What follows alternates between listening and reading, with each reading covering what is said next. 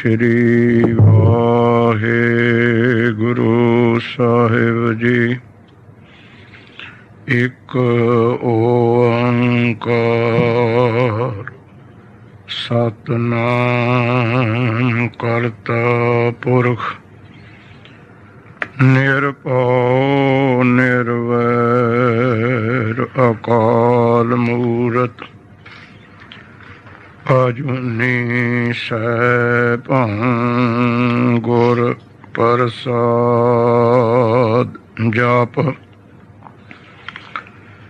आदि सच जुगादि सच है भी सच नानक होसी भी सच।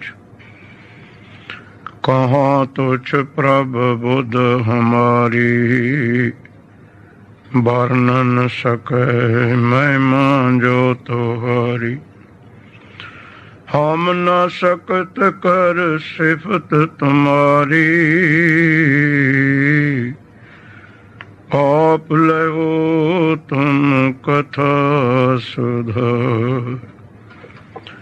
हम ना सकत कर सिफत तुम्हारी आप लो तुम कथा सुधारी। क्या कथी कथे कथ देख मैं अकथ न कथ न जाय। जो तुध भावै सोई आखां तिल तेरी वड्याई। तुध आगे अरदास हमारी जियो पिंड सब तेरा। कहो नानक सब तेरी वड्याई कोई ना न जाने मेरा। सतनाम श्री वाहेगुरु साहिब जी। अंत ना पावत देव सबै मन इंद्र महाशिव जोग करी। फुन वेद विरंच विचार रहयो हर जाप न छाडो एक करी। पढ़ दो पूरा ही। मथुरा जन को प्रभ दीन दयाल है संगत सृष्ट निहाल करी। रामदास गुरु जग तारन को गुर जोत अर्जन माहे तरी। वाहिगुरु जी का खालसा वाहिगुरु जी की फतेह। परम सत्कार जो गुरु जी की साजी नवाजी गुरु स्वरूप साध संगत अकाल पुरख श्री वाहिगुरु जी दी अपार बख्शिश हुई है। सोदर संध्या जी के नितनेम सतगुर पातशाह जी अगे अरदासां बेनतियां। सतगुरु श्री गुरु ग्रंथ साहब जी ने महान पवित्र हुक्मनामे बख्शे हैं। आप धनता दे जोग हो जो नितनेम अनुसार शामां दे दीवाना दियां हाजरियां भर के समय नूं सवासां नूं सफला बना रहे हो। सतगुरां ने बख्शिश कीती है सेवा सिमरन दे नाल गुरबाणी दी विचार विच जो उपदेश ज्ञान स्वरूप आत्मक आनंद लोक परलोक नूं सहेला करन वाली शिक्षा सतगुर रहमत करके आपां नूं बख्श रहे हन। श्री अंबरसर साहब जी दी पावन धरती ते वेदां दे अवतार भट्टां दे सरूप विच श्री गुरु अर्जन देव महाराज जी दे दरबार विच श्री रामसर साहब जिथे पहली बीड़ संपादन होई है ਮਹਿਮਾ ਕਰ ਰਹੇ ਨੇ, ਵਡਿਆਈਆਂ ਕਰਦੇ ਕਰਦੇ ਲੋਕ ਪਰਲੋਕ ਸੁਧਾਰਨ ਵਾਸਤੇ ਸਾਨੂੰ ਗੁਰੂ ਚਰਨਾਂ ਨਾਲ ਜੋੜ ਰਹੇ ਹਨ। ਪੰਚਮ ਪਾਤਸ਼ਾਹ ਸ੍ਰੀ ਗੁਰੂ ਅਰਜਨ ਦੇਵ ਜੀ ਦੇ ਸਵਈਏ ਚੱਲ ਰਹੇ ਹਨ। ਆਓ ਜੋ ਉਪਦੇਸ਼, ਜੋ ਗਿਆਨ, ਆਨੰਦਮਈ ਬਚਨ ਸਤਿਗੁਰਾਂ ਦੇ ਪ੍ਰਾਪਤ ਹੋ ਰਹੇ ਨੇ, ਸ਼ਰਧਾ ਭਾਵਨਾ ਦੇ ਨਾਲ ਸਰਵਣ ਕਰੀਏ। ਅੰਤ ਨਾ ਪਾਵਤ ਦੇਵ ਸਭੈ ਮੁਨ। ਅੰਤ ਸ਼ਬਦ ਆਪਾਂ ਤਾਂ ਅਖੀਰ ਨੂੰ ਕਹਿੰਦੇ, ਅਖੀਰ ਅੰਤ ਆ ਗਿਆ, ਸਮਾਪਤੀ। ਇਹ ਅੰਤ ਸ਼ਬਦ ਇਤੀ ਸ਼ਬਦ ਤੋਂ ਬਣਿਆ। ਇਤੀ ਜਿਹਨੂੰ ਤੁਸੀਂ ਦੀ ਐਂਡ ਕਹਿੰਦੇ, ਇਤੀ ਹਿੰਦੀ ਵਿੱਚ ਇਹਨੂੰ ਇਤੀ ਕਹਿੰਦੇ ਨੇ, ਅੰਗਰੇਜ਼ੀ ਵਿੱਚ ਇਹਨੂੰ ਦੀ ਐਂਡ ਕਹਿੰਦੇ, ਸਮਾਪਤੀ, ਆਖੀਰ। ਅੰਤ ਦੇ ਅਰਥ ਗੁਰੂ ਨਾਨਕ ਪਾਤਸ਼ਾਹ ਜੀ ਜਪਜੀ ਸਾਹਿਬ ਵਿੱਚ ਕਰ ਰਹੇ ਨੇ। ਨਿਤ ਪੜ੍ਹਦੇ ਹੋ ਤੁਸੀਂ। ਅੰਤ ਹੁੰਦਾ ਕੀ ਹੈ? ਮਹਾਰਾਜ ਕਹਿੰਦੇ ਇਹੋ ਅੰਤ। ਅੰਤ ਭਾਈ ਇਹ ਹੁੰਦਾ ਹੈ, ਨਾ ਜਾਣੇ ਕੋਈ ਜਿਹਨੂੰ ਕੋਈ ਜਾਣਦਾ ਨਾ ਹੋਵੇ। ਇਹ ਅੰਤ ਦੇ ਅਰਥ ਨੇ, ਤੁਸੀਂ ਨਿੱਤੇ ਪੜ੍ਹਦੇ ਹੋ ਜਪਜੀ ਸਾਹਿਬ। ਅੰਤ ਕੀ ਹੁੰਦਾ ਹੈ? ਇਹੋ ਅੰਤ, ਨਾ ਜਾਣੇ ਕੋਈ। ਤੇ ਹੁਣ ਇੰਨੀ ਗੱਲ ਸਮਝ ਲਓ ਵੀ ਆਪਾਂ ਨੇ ਰੱਬ ਦਾ ਅੰਤ ਤਾਂ ਕੀ ਜਾਣਨਾ, ਆਪਾਂ ਨੂੰ ਤਾਂ ਆਪਣੇ ਅੰਤ ਦਾ ਪਤਾ ਨਹੀਂ। ਨਾ ਜਾਣਨ ਵਾਲੀ ਚੀਜ਼ ਦਾ ਨਾਮ ਅੰਤ ਹੈ। ਪਤਾ ਹੀ ਨਹੀਂ ਕਿਸੇ ਨੂੰ ਅੱਜ ਤੱਕ ਕਿਸੇ ਦਾ ਕਿਆ ਜਾਣਨਾ ਕਿ ਮਰੇਂਗੇ, ਕੈਸਾ ਮਰਨਾ ਹੋਏ। ਕਿਸੇ ਚੀਜ਼ ਦੇ ਵੀ ਅੰਤ ਦਾ ਤੁਹਾਨੂੰ ਪਤਾ ਨਹੀਂ ਵੀ ਕਦੋਂ ਹੋ ਜਾਣਾ। ਇਸ ਖਾਤਰ ਜਾਣਕਾਰੀ ਹੋਣੀ ਹੈ। ਸਾਇੰਸਦਾਨ ਵੀ ਨਹੀਂ ਲਾ ਸਕੇ। ਗੁਰਸਿੱਖ ਪਿਆਰਿਓ, ਬੜੀ ਤਰੱਕੀ ਕੀਤੀ ਹੈ, ਖੋਜੀਆਂ ਨੇ। ਪਿੱਛੋਂ ਹੀ ਪਤਾ ਲੱਗਦਾ ਵੀ ਪੁਲ ਗਿਰ ਗਿਆ, ਝੱਖੜ ਆ ਕੇ ਬਰਬਾਦੀ ਹੋ ਗਈ, ਤੂਫਾਨ ਆ ਕੇ ਬਰਬਾਦੀ ਹੋ ਗਈ। ਕੋਈ ਜਾਣ ਹੀ ਨਹੀਂ ਸਕਿਆ, ਨਾ ਆਉਣ ਵਾਲੇ ਸਮੇਂ ਵਿੱਚ ਜਾਣ ਸਕੇਗਾ। ਉਹ ਵਾਹਿਗੁਰੂ ਦਾ ਤਾਂ ਜਾਣਨਾ ਕੀ ਹੈ। ਇੱਥੇ ਪ੍ਰਕਿਰਤੀ ਉਹਦੀ ਬਣਾਈ ਹੋਈ ਚੀਜ਼ ਦਾ ਹੀ ਅੰਤ ਨਹੀਂ ਆ ਰਿਹਾ। ਜੇ ਥੱਕ ਗਏ ਤੁਹਾਡੇ ਸਾਇੰਸ ਵਾਲੇ, ਪਤਾ ਹੀ ਨਹੀਂ ਲੱਗੀਆਂ ਵੀ ਧਰਤੀਆਂ ਕਿੰਨੀਆਂ ਨੇ। ਥੱਕ ਗਏ ਤੁਹਾਡੇ ਡਾਕਟਰ, ਨਾਲੇ 5-6 ਫੁੱਟ ਦੀ ਉਦੇਹੀ ਹੁੰਦੀ ਹੈ ਸਾਰੀ। ਐਕਸਰੇ ਹੋ ਰਹੇ ਨੇ, ਸਕਰੀਨਿੰਗ ਸਭ ਕੁਝ ਹੋ ਰਿਹਾ ਹੈ। ਬੜੇ ਬੜੇ ਟੈਸਟ ਹੁਣ ਥਾਰ MI ਦੇ ਚੱਲ ਗਏ, ਨਾੜੀਆਂ ਸਾਹਮਣੇ ਦਿਖਦੀਆਂ ਪਿਆ ਨੂੰ, ਪਰ ਪਤਾ ਹੀ ਨਹੀਂ ਲੱਗਿਆ ਇਸ ਸਰੀਰ ਵਿੱਚ ਕੀ ਕੁਝ ਪਿਆ, ਕੱਲ ਨੂੰ ਕੀ ਹੋ ਜਾਣਾ। ਅੰਤ ਨਾ ਪਾਵਤ ਦੇਵ ਸਰਬੈ। ਉਸ ਵਾਹਿਗੁਰੂ ਦਾ ਅੰਤ ਉਹਦੀ ਬਣੀ ਹੋਈ ਚੀਜ਼ ਦਾ ਹੀ, ਜਿਹਨੂੰ ਤੁਸੀਂ ਪੜ੍ਹਦੇ ਹੀ ਹੋ ਨਿਤ ਸੋਹਲੇ ਸਾਵੇ, ਤੇਰੇ ਦਾਨੇ ਕੀਮਤ ਨਾ ਪਵੇ, ਤਿਸ ਦਾਤੇ ਕਵਣ ਸ਼ਮਾਰ। ਜਿਹਦੀਆਂ ਦਿੱਤੀਆਂ ਹੋਈਆਂ ਚੀਜ਼ਾਂ ਦਾ ਹੀ, ਦਾਨ ਦਾ ਹੀ ਅੰਤ ਨਹੀਂ, ਉਸ ਦਾਤੇ ਦਾ ਅੰਤ ਕਦੋਂ ਪਾਲੋਗੇ ਤੁਸੀਂ? ਤੇਰੇ ਦਾਨੇ, ਜੋ ਕੁਝ ਉਹ ਦਾਤਾ ਦੇ ਰਿਹਾ ਸੰਸਾਰ ਨੂੰ, ਉਸੇ ਦਾ ਅੰਤ ਨਹੀਂ ਪਾਇਆ ਜਾ ਸਕਦਾ। ਆਕਸੀਜਨ ਦੇ ਰਿਹਾ 24 ਘੰਟੇ ਸਵਾਸਾਂ ਖਾਤਰ, ਪਾਣੀ ਪੀਣ ਨੂੰ, ਧਰਤੀ ਰਹਿਣ ਨੂੰ। ਕੈਸੇ ਫਿਲਟਰ ਆਏ ਆ? ਤੁਹਾਨੂੰ ਤਾਂ ਗੱਡੀ ਦੇ ਫਿਲਟਰ ਆਈ ਸਰਵਿਸ ਨੂੰ ਬਦਲਾਉਣੇ ਪੈਣੇ ਆ। ਆਇਲ ਦਾ ਫਿਲਟਰ ਬਦਲੋ ਜੀ, ਮੋਬਿਲ ਦਾ ਫਿਲਟਰ ਬਦਲੋ, 에ਅਰ ਕਲੀਨਰ ਦਾ ਫਿਲਟਰ ਬਦਲੋ। ਬਦਲਦੇ ਨਾ, ਨਹੀਂ ਜਾਮ ਹੋ ਜਾਣੇ। ਆ ਕਿਡਨੀਆਂ ਫਿਲਟਰ ਲਾਤੀਆਂ, ਬਦਲਣੀਆਂ ਹੀ ਨਹੀਂ। ਅੱਜ ਕੋ ਸਤਨਾਮ, ਜਨਮ ਤੋਂ ਲੈ ਕੇ ਅਖੀਰ ਤੱਕ ਜਿਹੜੀ ਕਿਡਨੀ ਹੈ, ਗੁਰਦੇ ਹੈ, ਸਾਡੇ ਸਰੀਰ ਦਾ ਫਿਲਟਰ ਹੈ। 24 ਘੰਟੇ ਚੱਲਦੇ ਨਾਲੇ ਰੈਸਟ ਕੋਈ ਨਹੀਂ। ਕਾਰਾਂ ਤਾਂ ਖੜ ਵੀ ਜਾਂਦੀਆਂ ਸੰਡੇ ਨੂੰ, ਕਈ ਮਹੀਨਾ ਖੜ ਜਾਂਦੀਆਂ, ਫੇਰ ਫਿਲਟਰ ਬਦਲਨੇ ਪੈਣੇ। ਦੇਖੋ ਉਹਦੀ ਪ੍ਰਕਿਰਤੀ ਕੈਸੀ ਹੈ। ਤੇਰਾ ਦਾਨੇ ਕੀਮਤ ਨਾ ਪਵੇ। ਹੈਡਲਾਈਟਾਂ ਤੇ ਬਲਬ ਉਹ ਵੀ ਘੱਟ ਵੱਧ ਹੁੰਦੇ ਨੇ, ਫਿਊਜ਼ ਹੁੰਦੇ ਨੇ। ਮਹਾਰਾਜ ਨੇ ਰੋਸ਼ਨੀ ਅੱਖਾਂ ਵਿੱਚ ਪਾਤੀ। ਸੰਜਮ ਨਾਲ ਇਹਨਾਂ ਨੂੰ ਵਰਤੋ, ਤਰੀਕੇ ਨਾਲ ਵਰਤੋ। 100 ਤੋਂ ਵੀ ਉੱਪਰ ਸਾਲ ਦੇ ਬੁੜੇ ਬਿਨਾਂ ਹੀ ਐਨਕਾਂ ਤੋਂ ਪੜ੍ਹਦੇ ਦੇਖੇ, ਐਨਕਾਂ ਦੀ ਲੋੜ ਹੀ ਨਹੀਂ ਪਈ। ਉਹ ਅੰਤ ਵਾਹਿਗੁਰੂ ਦਾ ਅੰਤ ਕੀ ਪਾਉਣਾ? ਉਹਦੀਆਂ ਦਿੱਤੀਆਂ ਚੀਜ਼ਾਂ ਦਾ ਹੀ ਅੰਤ ਨਹੀਂ ਹੈ, ਉਹਦੇ ਦਾਨ ਦਾ ਹੀ ਅੰਤ ਨਹੀਂ। ਤੇਰਾ ਦਾਨੇ ਕੀਮਤ ਨਾ ਪਵੇ, ਤਿਸ ਦਾਤੈ ਕਵਣ ਸ਼ਮਾਰ। ਸ਼ਮਾਰ ਫਾਰਸੀ ਵਿੱਚ ਕਹਿੰਦੇ ਗਿਣਤੀ ਨੂੰ। ਤੁਸੀਂ ਕਹਿੰਦੇ ਨਹੀਂ ਮਰਦਮ ਸ਼ਮਾਰੀ, ਸ਼ਮਾਰ ਨਾਮ ਫਾਰਸੀ ਵਿੱਚ ਗਿਣਤੀ ਦਾ। ਉਹਦੀਆਂ ਦਿੱਤੀਆਂ ਦਾਤਾਂ ਦਾ ਹੀ ਅੰਤ ਨਹੀਂ ਹੈ। ਅੰਤ ਨਾ ਪਾਵਤ ਦੇਵ ਸਰਬੈ। ਸਰਬੈ ਦਾ ਅਰਥ ਹੋ ਗਿਆ 33 ਕਰੋੜ ਦੇਵਤਾ, ਜਿਤਨੇ ਵੀ ਦੇਵ ਲੋਕ ਵਿੱਚ ਵਸਦੇ ਨੇ। ਤਿੰਨੇ ਲੋਕ ਨੇ, ਮਾਤ ਲੋਕ ਵਿੱਚ ਆਪਾਂ ਭਾਈ, ਸੁਰਗ ਲੋਕ ਵਿੱਚ ਦੇਵਤੇ ਨੇ, ਅਸੁਰ ਰਾਖਸ਼ ਲੋਕ ਵਿੱਚ ਰਾਖਸ਼ ਵਸਦੇ ਨੇ। ਤਿੰਨੇ ਲੋਕ ਨੇ। ਦੇਵ ਸਭੈ, ਭਾਵ ਦੇਵ ਲੋਕ ਸੁਰਗਾਂ ਵਿੱਚ ਬਸਣ ਵਾਲੇ ਜਿਤਨੇ ਵੀ ਦੇਵਤੇ ਹਨ ਨਹੀਂ ਪਾ ਸਕੇ ਤੇਰਾ ਅੰਤ। ਇੰਦਰ ਮਹਾਸਿਵ ਜੋਗ ਕਰੇ। ਫੇਰ ਮੋਨ ਮੁਨੀ, 9 ਮੁਨੀ ਗੁਰਸਿੱਖ ਪਿਆਰਿਓ, ਐਡੇ ਵਿਦਵਾਨ ਜਿਨ੍ਹਾਂ ਨੇ ਸਿਮਰਤੀਆਂ ਪੁਰਾਣ ਲਿਖਤੇ, ਉਹ ਪੜ੍ਹੇ ਹੋਏ ਲਿਖੇ ਹੋਏ ਜਿਨ੍ਹਾਂ ਦੀ ਚੀਜ਼ ਨਹੀਂ ਪੜ੍ਹ ਹੁੰਦੀ, ਐਡੇ ਐਡੇ ਵਿਦਵਾਨ, ਬੜੀਆਂ ਖੋਜਾਂ ਉਹਨਾਂ ਨੇ ਕੀਤੀਆਂ, ਪਰ ਉਹ ਮੁਨੀ ਵੀ ਤੇਰਾ ਅੰਤ ਨਹੀਂ ਪਾ ਸਕਦੇ। ਇੰਦਰ ਸਵਰਗ ਦਾ ਰਾਜਾ, ਸਾਰੇ ਤਿੰਨਾਂ ਲੋਕਾਂ ਵਿੱਚੋਂ ਜੇ ਕੋਈ ਅਮੀਰ ਹੈ ਤਾਂ ਇੰਦਰ ਹੈ। ਸਭ ਤੋਂ ਵੱਧ ਵਿਭੂਤੀ ਵਾਹਿਗੁਰੂ ਨੇ ਇੰਦਰ ਨੂੰ ਦਿੱਤੀ ਹੈ। ਇੰਦਰਪੁਰੀ ਵਿੱਚ 250 ਕੋਹ ਆਪਣੇ ਪੰਜਾਬ ਇੰਡੀਆ ਵਾਲੇ, 250 ਕੋਹ ਦੀ ਇੱਕ ਬਾਹੀ ਹੈ ਇੰਦਰਪੁਰੀ ਦੀ। 250 ਕੋਹ ਨੂੰ 4 ਚਫੇਰੇ ਨੂੰ ਖੇਤਰਫਲ ਹੈ ਉਹਦਾ, 4 ਬਾਹੀਆਂ 250 ਕੋਹ ਦੀਆਂ। ਦੇਖ ਲਓ ਕਿੱਥੇ ਜਾਊਗਾ ਕੰਮ। ਤੇ ਗੁਰਸਿੱਖ ਪਿਆਰਿਓ, ਐਡੀ ਵੱਡੀ ਇੰਦਰਪੁਰੀ ਕਿਉਂ ਹੈ? ਜਿੰਨੀ ਸੰਗਤ ਨੇ ਬੈਠਣਾ ਹੋਵੇ ਉਨੀ ਉਹ ਜਗ੍ਹਾ ਬਣਾਉਣੀ ਪੈਂਦੀ ਹੈ, ਕਿਉਂਕਿ ਉਹਦੀ ਸਭਾ ਵਿੱਚ 33 ਕਰੋੜ ਦੇਵਤੇ ਨੇ ਬੈਠਣਾ ਤੇ ਉੱਡਿਓ ਇੰਦਰਪੁਰੀ।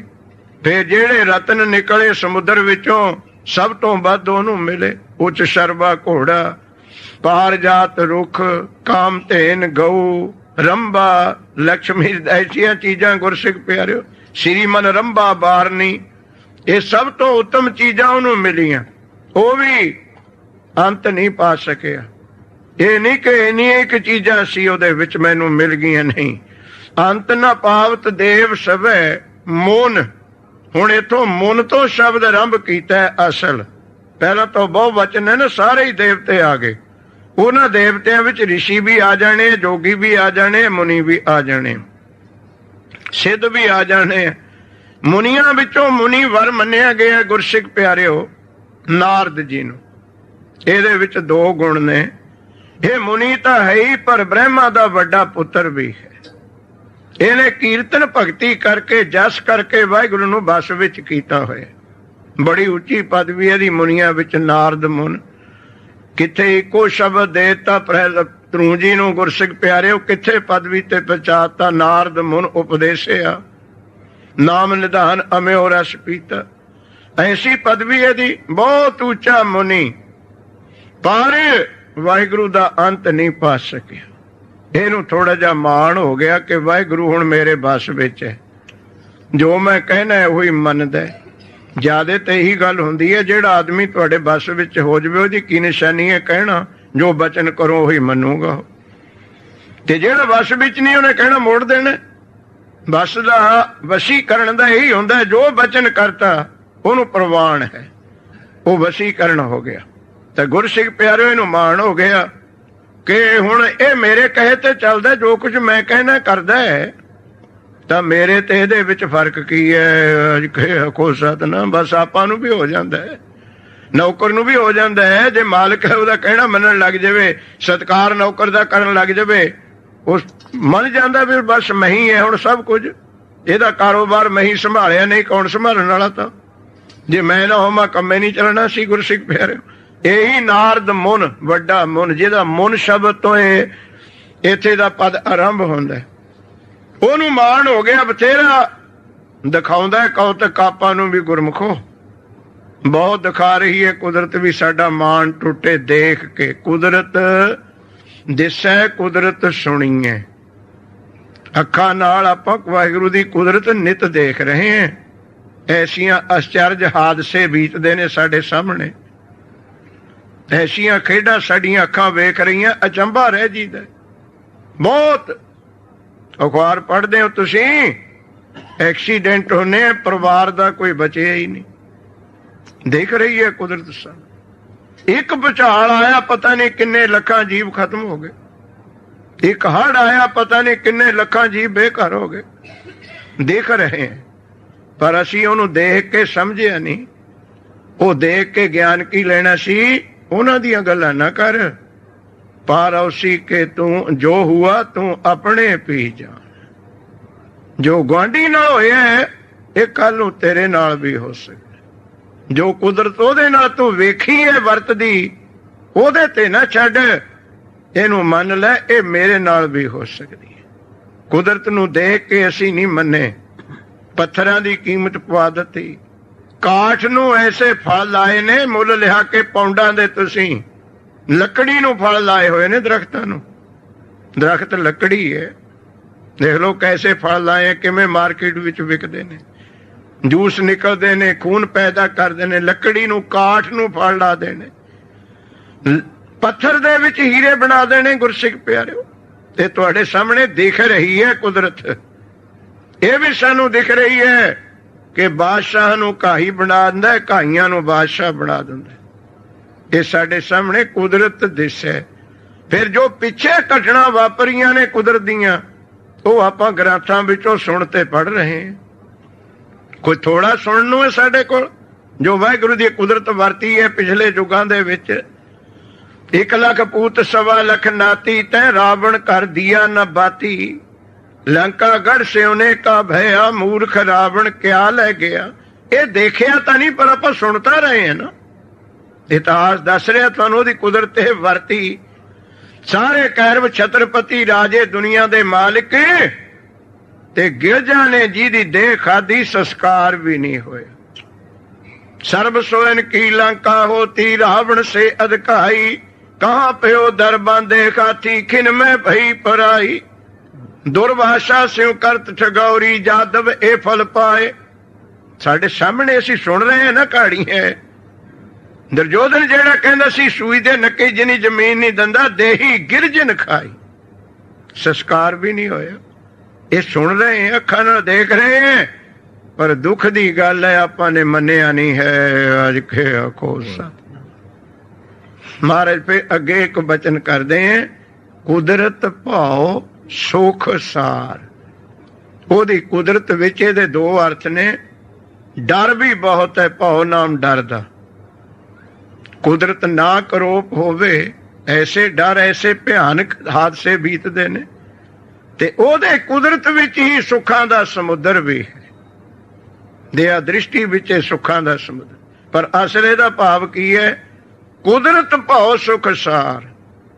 ਉਸ ਵਾਹਿਗੁਰੂ ਤੋਂ ਡਰ ਕੇ ਰਹੋ। ਭਾਉ ਡਰ, ਉਹਦਾ ਡਰ ਹੀ ਸੁੱਖਾਂ ਦਾ ਸਮੁੰਦਰ ਹੈ। ਅੱਜ ਕੇ ਆਖੋ ਸਤਿ। ਕੁਦਰਤ ਭਾਉ, ਉਸ ਰੱਬ ਤੋਂ ਡਰ। ਭੈ ਵਿੱਚ ਰਹਿ ਬਸ ਸੁਖ ਸਾਰ। ਜੇ ਭੈ ਵਿੱਚ ਰਵੇਂਗਾ ਸਮਝੋ ਸੁੱਖਾਂ ਦਾ ਸਮੁੰਦਰ ਮਿਲ ਗਿਆ ਤੈਨੂੰ। ਸ੍ਰੇਸ਼ਟ ਸੁਖ ਤੈਨੂੰ ਮਿਲ ਜਾਣਗੇ।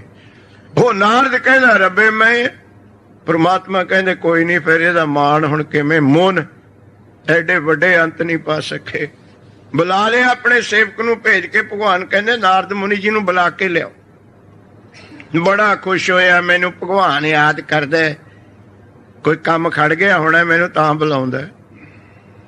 ਆਪਣੇ 'ਚ ਵੀ ਹੋ ਜਾਂਦਾ ਮਾਣ, ਕੋਈ ਜ਼ਰੂਰੀ ਕੰਮ ਹੋਣਾ ਜਿਹੜਾ ਮੇਰੇ ਬਿਨਾਂ ਹੁੰਦਾ ਨਹੀਂ ਤਾਂ ਬੁਲਾਉਂਦਾ ਮੈਨੂੰ। ਉਹ ਸਮਝਦੇ ਘਟ ਘਟ ਕੇ ਅੰਤਰ ਕੀ ਜਾਣਹਾਰ। ਚਲਿਆ ਗਿਆ, ਬੜਾ ਸਤਿਕਾਰ ਕੀਤਾ ਭਗਵਾਨ ਨੇ।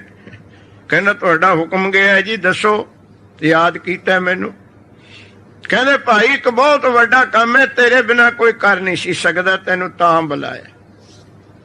ਤਰੀਕਾ ਹੁੰਦਾ ਸਿਆਣਿਆਂ ਕੋਲ, ਕਰ ਨਹੀਂ ਸੀ ਸਕਦਾ। ਕਹਿੰਦਾ ਮਹਾਰਾਜ ਦੱਸੋ। ਉਹਨੂੰ ਤੂੰ ਹੀ ਕਰ ਸਕਦਾ। ਕਹਿੰਦਾ ਹਾਂ, ਮੇਰੇ ਬਿਨਾਂ ਵੱਡੇ ਵੱਡੇ ਕੰਮ ਕੌਣ? ਮੈਂ ਮੁਨੀ ਹੈ, ਬ੍ਰਹਮਾ ਦਾ ਪੁੱਤਰ ਹੈ, ਜੋ ਕਹੋਗੇ ਉਹੀ ਕਰੂੰ। ਕੰਮ ਇਹ ਹੈ ਵੀ ਧਰਤੀ ਮਿਲਣੀ ਹੈ, ਸਾਰੀ ਧਰਤੀ ਕਿੰਨੀ ਹੈ, ਇਹ ਤੇਰੇ ਬਿਨਾਂ ਨਹੀਂ ਕੋਈ ਮਿਲ ਸਕਦਾ। ਤੂੰ ਮੁਨੀ ਹੈ, ਇੱਛਾ ਧਾਰੀ ਹੈ, ਬ੍ਰਹਮਾ ਦਾ ਸੁਪੁੱਤਰ ਹੈ। ਕਹਿੰਦਾ ਜੀ ਮਿਲ ਆਊਂਗਾ, ਕਿਹੜੀ ਗੱਲ? ਤੁਸੀਂ ਪੜ੍ਹੇ ਲਿਖੇ ਬੈਠੇ ਹੋ। ਧਰਤੀ ਦਾ ਖੇਤਰਫਲ, ਇੰਗਲੈਂਡ ਦਾ ਖੇਤਰਫਲ ਇੰਗਲੈਂਡ ਦੇ ਨਕਸ਼ੇ 'ਚ ਲਿਖਿਆ ਹੋਇਆ। ਇੰਡੀਆ ਦਾ ਇੰਡੀਆ, ਅਮਰੀਕਾ ਦੇ ਖੇਤਰਫਲ ਹਦੂਦ ਅਰਬਾ ਜਿਹਨੂੰ ਕਹਿੰਦੇ ਫਾਰਸੀ ਵਿੱਚ। ਕਦੇ ਸਾਰੀ ਧਰਤੀ ਦਾ ਖੇਤਰਫਲ ਪੜ੍ਹਿਆ ਗੁਰੂ ਗ੍ਰੰਥ ਸਾਹਿਬ ਵਿੱਚੋਂ? ਦੁੱਖ ਤਾਂ ਇਹ ਨਹੀਂ ਗੱਲਾਂ ਦਾ ਵੀ ਗੁਰੂ ਗ੍ਰੰਥ ਸਾਹਿਬ ਨੂੰ ਅਸੀਂ ਖੋਜਿਆ ਹੀ ਨਹੀਂ। ਬਹੁਤ ਭੰਡਾਰਾ ਪਿਆ। ਸਾਰੀ ਸ੍ਰਿਸ਼ਟੀ ਦਾ ਖੇਤਰਫਲ ਲਿਖਿਆ ਹੋਇਆ ਗੁਰੂ ਗ੍ਰੰਥ ਸਾਹਿਬ ਦੇ ਵਿੱਚ। ਹੁਣੇ ਤੁਹਾਨੂੰ ਬਚਨ ਕਰਾਂਗੇ। ਜਾ ਮਿਣ ਕੇ ਆ ਕਿੰਨੀ ਹੈ ਸਾਰੀ ਧਰਤੀ। ਤੂੰ ਬਹਾਦਰ ਹੈ, ਤੂੰ ਬਹੁਤ ਵੱਡਾ ਮੁਨੀ ਹੈ, ਇਹ ਕੰਮ ਕਰ ਸਕਦਾ ਹੈ। ਹੋਰ ਫੁੱਲ ਗਿਆ ਵੀ ਵਾਹਿਗੁਰੂ ਦਾ ਇਹ ਕੰਮ ਹੋਰ ਕਰਨ ਜੋਗਾ ਹੈ ਹੀ ਨਹੀਂ ਸੀ ਕੋਈ, ਤਾਂ ਮੈਨੂੰ ਬੁਲਾਇਆ। ਲੈ ਲੈ ਚੇਲੇ ਚਾਟੜੇ ਨਾਲ ਤੇ ਤੁਰ ਪਿਆ ਗੁਰਸਿੱਖ ਪਿਆਰਿਓ, ਮਿਣਦਾ ਮਿਣਦਾ। ਹੁਣ ਧਰਤੀ ਦੀ ਤਸਵੀਰ ਹੈ, ਕਿਤੇ ਪਾਣੀ, ਕਿਤੇ ਪਹਾੜ, ਕਿਤੇ ਜੰਗਲ, ਕਿਤੇ ਬੰਜਰੇ ਆ ਜਾਣੀ ਹੈ ਖੁਸ਼ਕੇ। ਆ ਤੁਸੀਂ ਬਾਇਆ ਪੱਛਮੀ ਅਰਬ ਕੰਟਰੀ ਨੂੰ ਕਦੇ ਜਾਓ, ਅਮਾਨ ਉਹਨਾਂ ਦੀ ਰਾਜਧਾਨੀ ਹੈ, ਜਿੱਥੇ ਤੁਹਾਡੀ ਰਾਇਲ ਡੱਚ ਜਾਂਦੀ ਹੈ। ਗੁਰਸਿੱਖ ਪਿਆਰੇ, ਉੱਥੇ ਕਈ ਹਜ਼ਾਰ ਮੀਲ 'ਚ ਤੁਹਾਨੂੰ ਰੇਤਾ ਹੀ ਦਿਖੂਗਾ, ਦਰਖਤ ਦਿਖਣੇ ਹੀ ਨਹੀਂ। ਅਮਾਨ ਦਾ ਜਿਹੜਾ ਮੇਨ ਏਅਰਪੋਰਟ ਹੈ, ਤੁਸੀਂ ਗਏ ਹੋਣੇ ਹੈ, ਏਅਰਪੋਰਟ ਤੇ ਵੀ ਕੋਈ ਦਰਖਤ ਨਹੀਂ ਹੈ, ਖੱਬਲ ਵੀ ਨਹੀਂ ਹੈ ਉੱਥੇ। ਬਸ ਦੇਖੋ ਕੈਸੀ ਰਚਨੇ।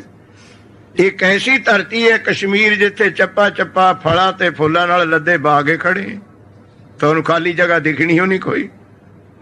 ਧਰਤੀ ਦੀ ਤਸਵੀਰ ਹੈ, ਕਿਤੇ ਪੱਥਰ ਹੈ। ਹਜ਼ੂਰ ਸਾਹਿਬ ਨੂੰ ਜਾਓ, ਮਹਾਰਾਸ਼ਟਰ ਦੀ ਧਰਤੀ ਪੱਥਰ ਹੈ, ਪੱਥਰੇ ਪੱਥਰ ਮਿਲਣਗੇ।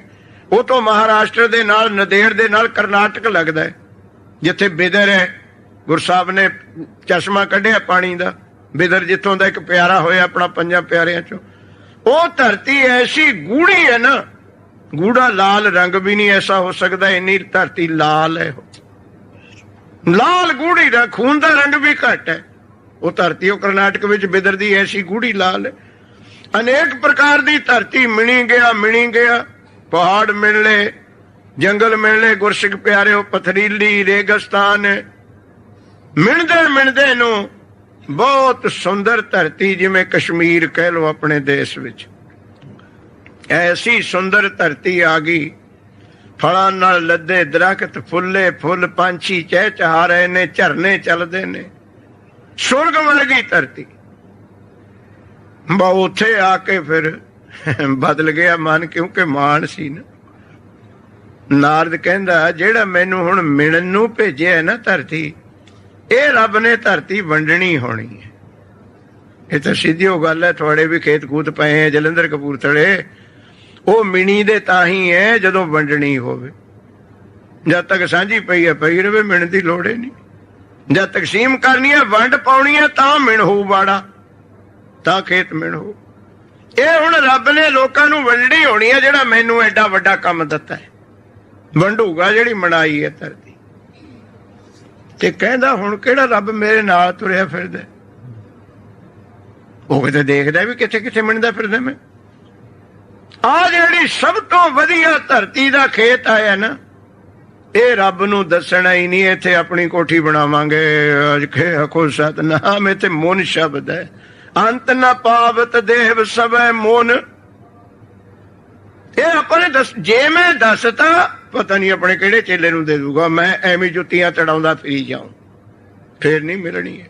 ਹੁਣ ਕਿਹੜਾ ਮੈਨੂੰ ਰੱਬ ਦੇਖਦਾ, ਉਹਦਾ ਪਤਾ ਹੀ ਨਹੀਂ, ਉਹਦਾ ਅੰਤ ਨਹੀਂ ਪਾਇਆ। ਵੀ ਭਲੇ ਮਾਨਸਾ, ਤੂੰ ਤੁਰਿਆ ਹੀ ਤਾਂ ਫਿਰਦਾ ਜੇ ਤੇਰੇ ਨਾਲ ਹੈ। ਤੂੰ ਮਿਣਦਾ ਕਿੱਥੇ ਜੇ ਤੇਰੇ ਨਾਲ ਨਾ ਹੁੰਦਾ, ਫਿਰ ਤੇ ਚਾਰ ਭਾਈ ਚੱਕਣ ਗਈ ਤੈਨੂੰ, ਫਿਰ ਤੂੰ ਤੁਰੇਗਾ, ਫਿਰ ਤੂੰ ਮਿਣਤੀਆਂ ਕਰੇਗਾ।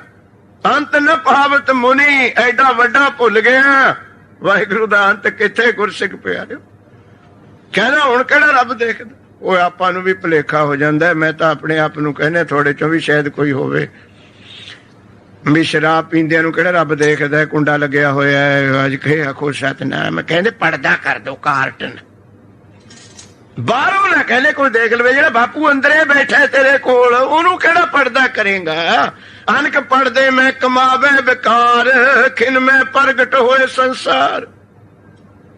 ਕੀਤੇ ਪਰਦਾ ਕਰੇਗਾ ਤੂੰ, ਭਾਵੇਂ ਕੋਈ ਬੈ ਧਰਤੀ ਵਿੱਚ ਕਮਾਈ। ਮਹਾਰਾਜ ਕਹਿੰਦੇ ਧਰਤੀ ਪੁੱਟ ਕੇ ਪਤਾਲ ਵਿੱਚ ਵੀ ਮਾੜਾ ਕੰਮ ਕਰ ਲਈ, ਉਹ ਵੀ ਪ੍ਰਗਟ ਹੋ ਜਾਣਾ। ਅੰਤਰ ਬਹਿ ਕੇ ਕਰਮ ਕਮਾਈਏ, ਸੋਚੋਂ ਕੁੰਡੀ ਜਾਣੀਏ।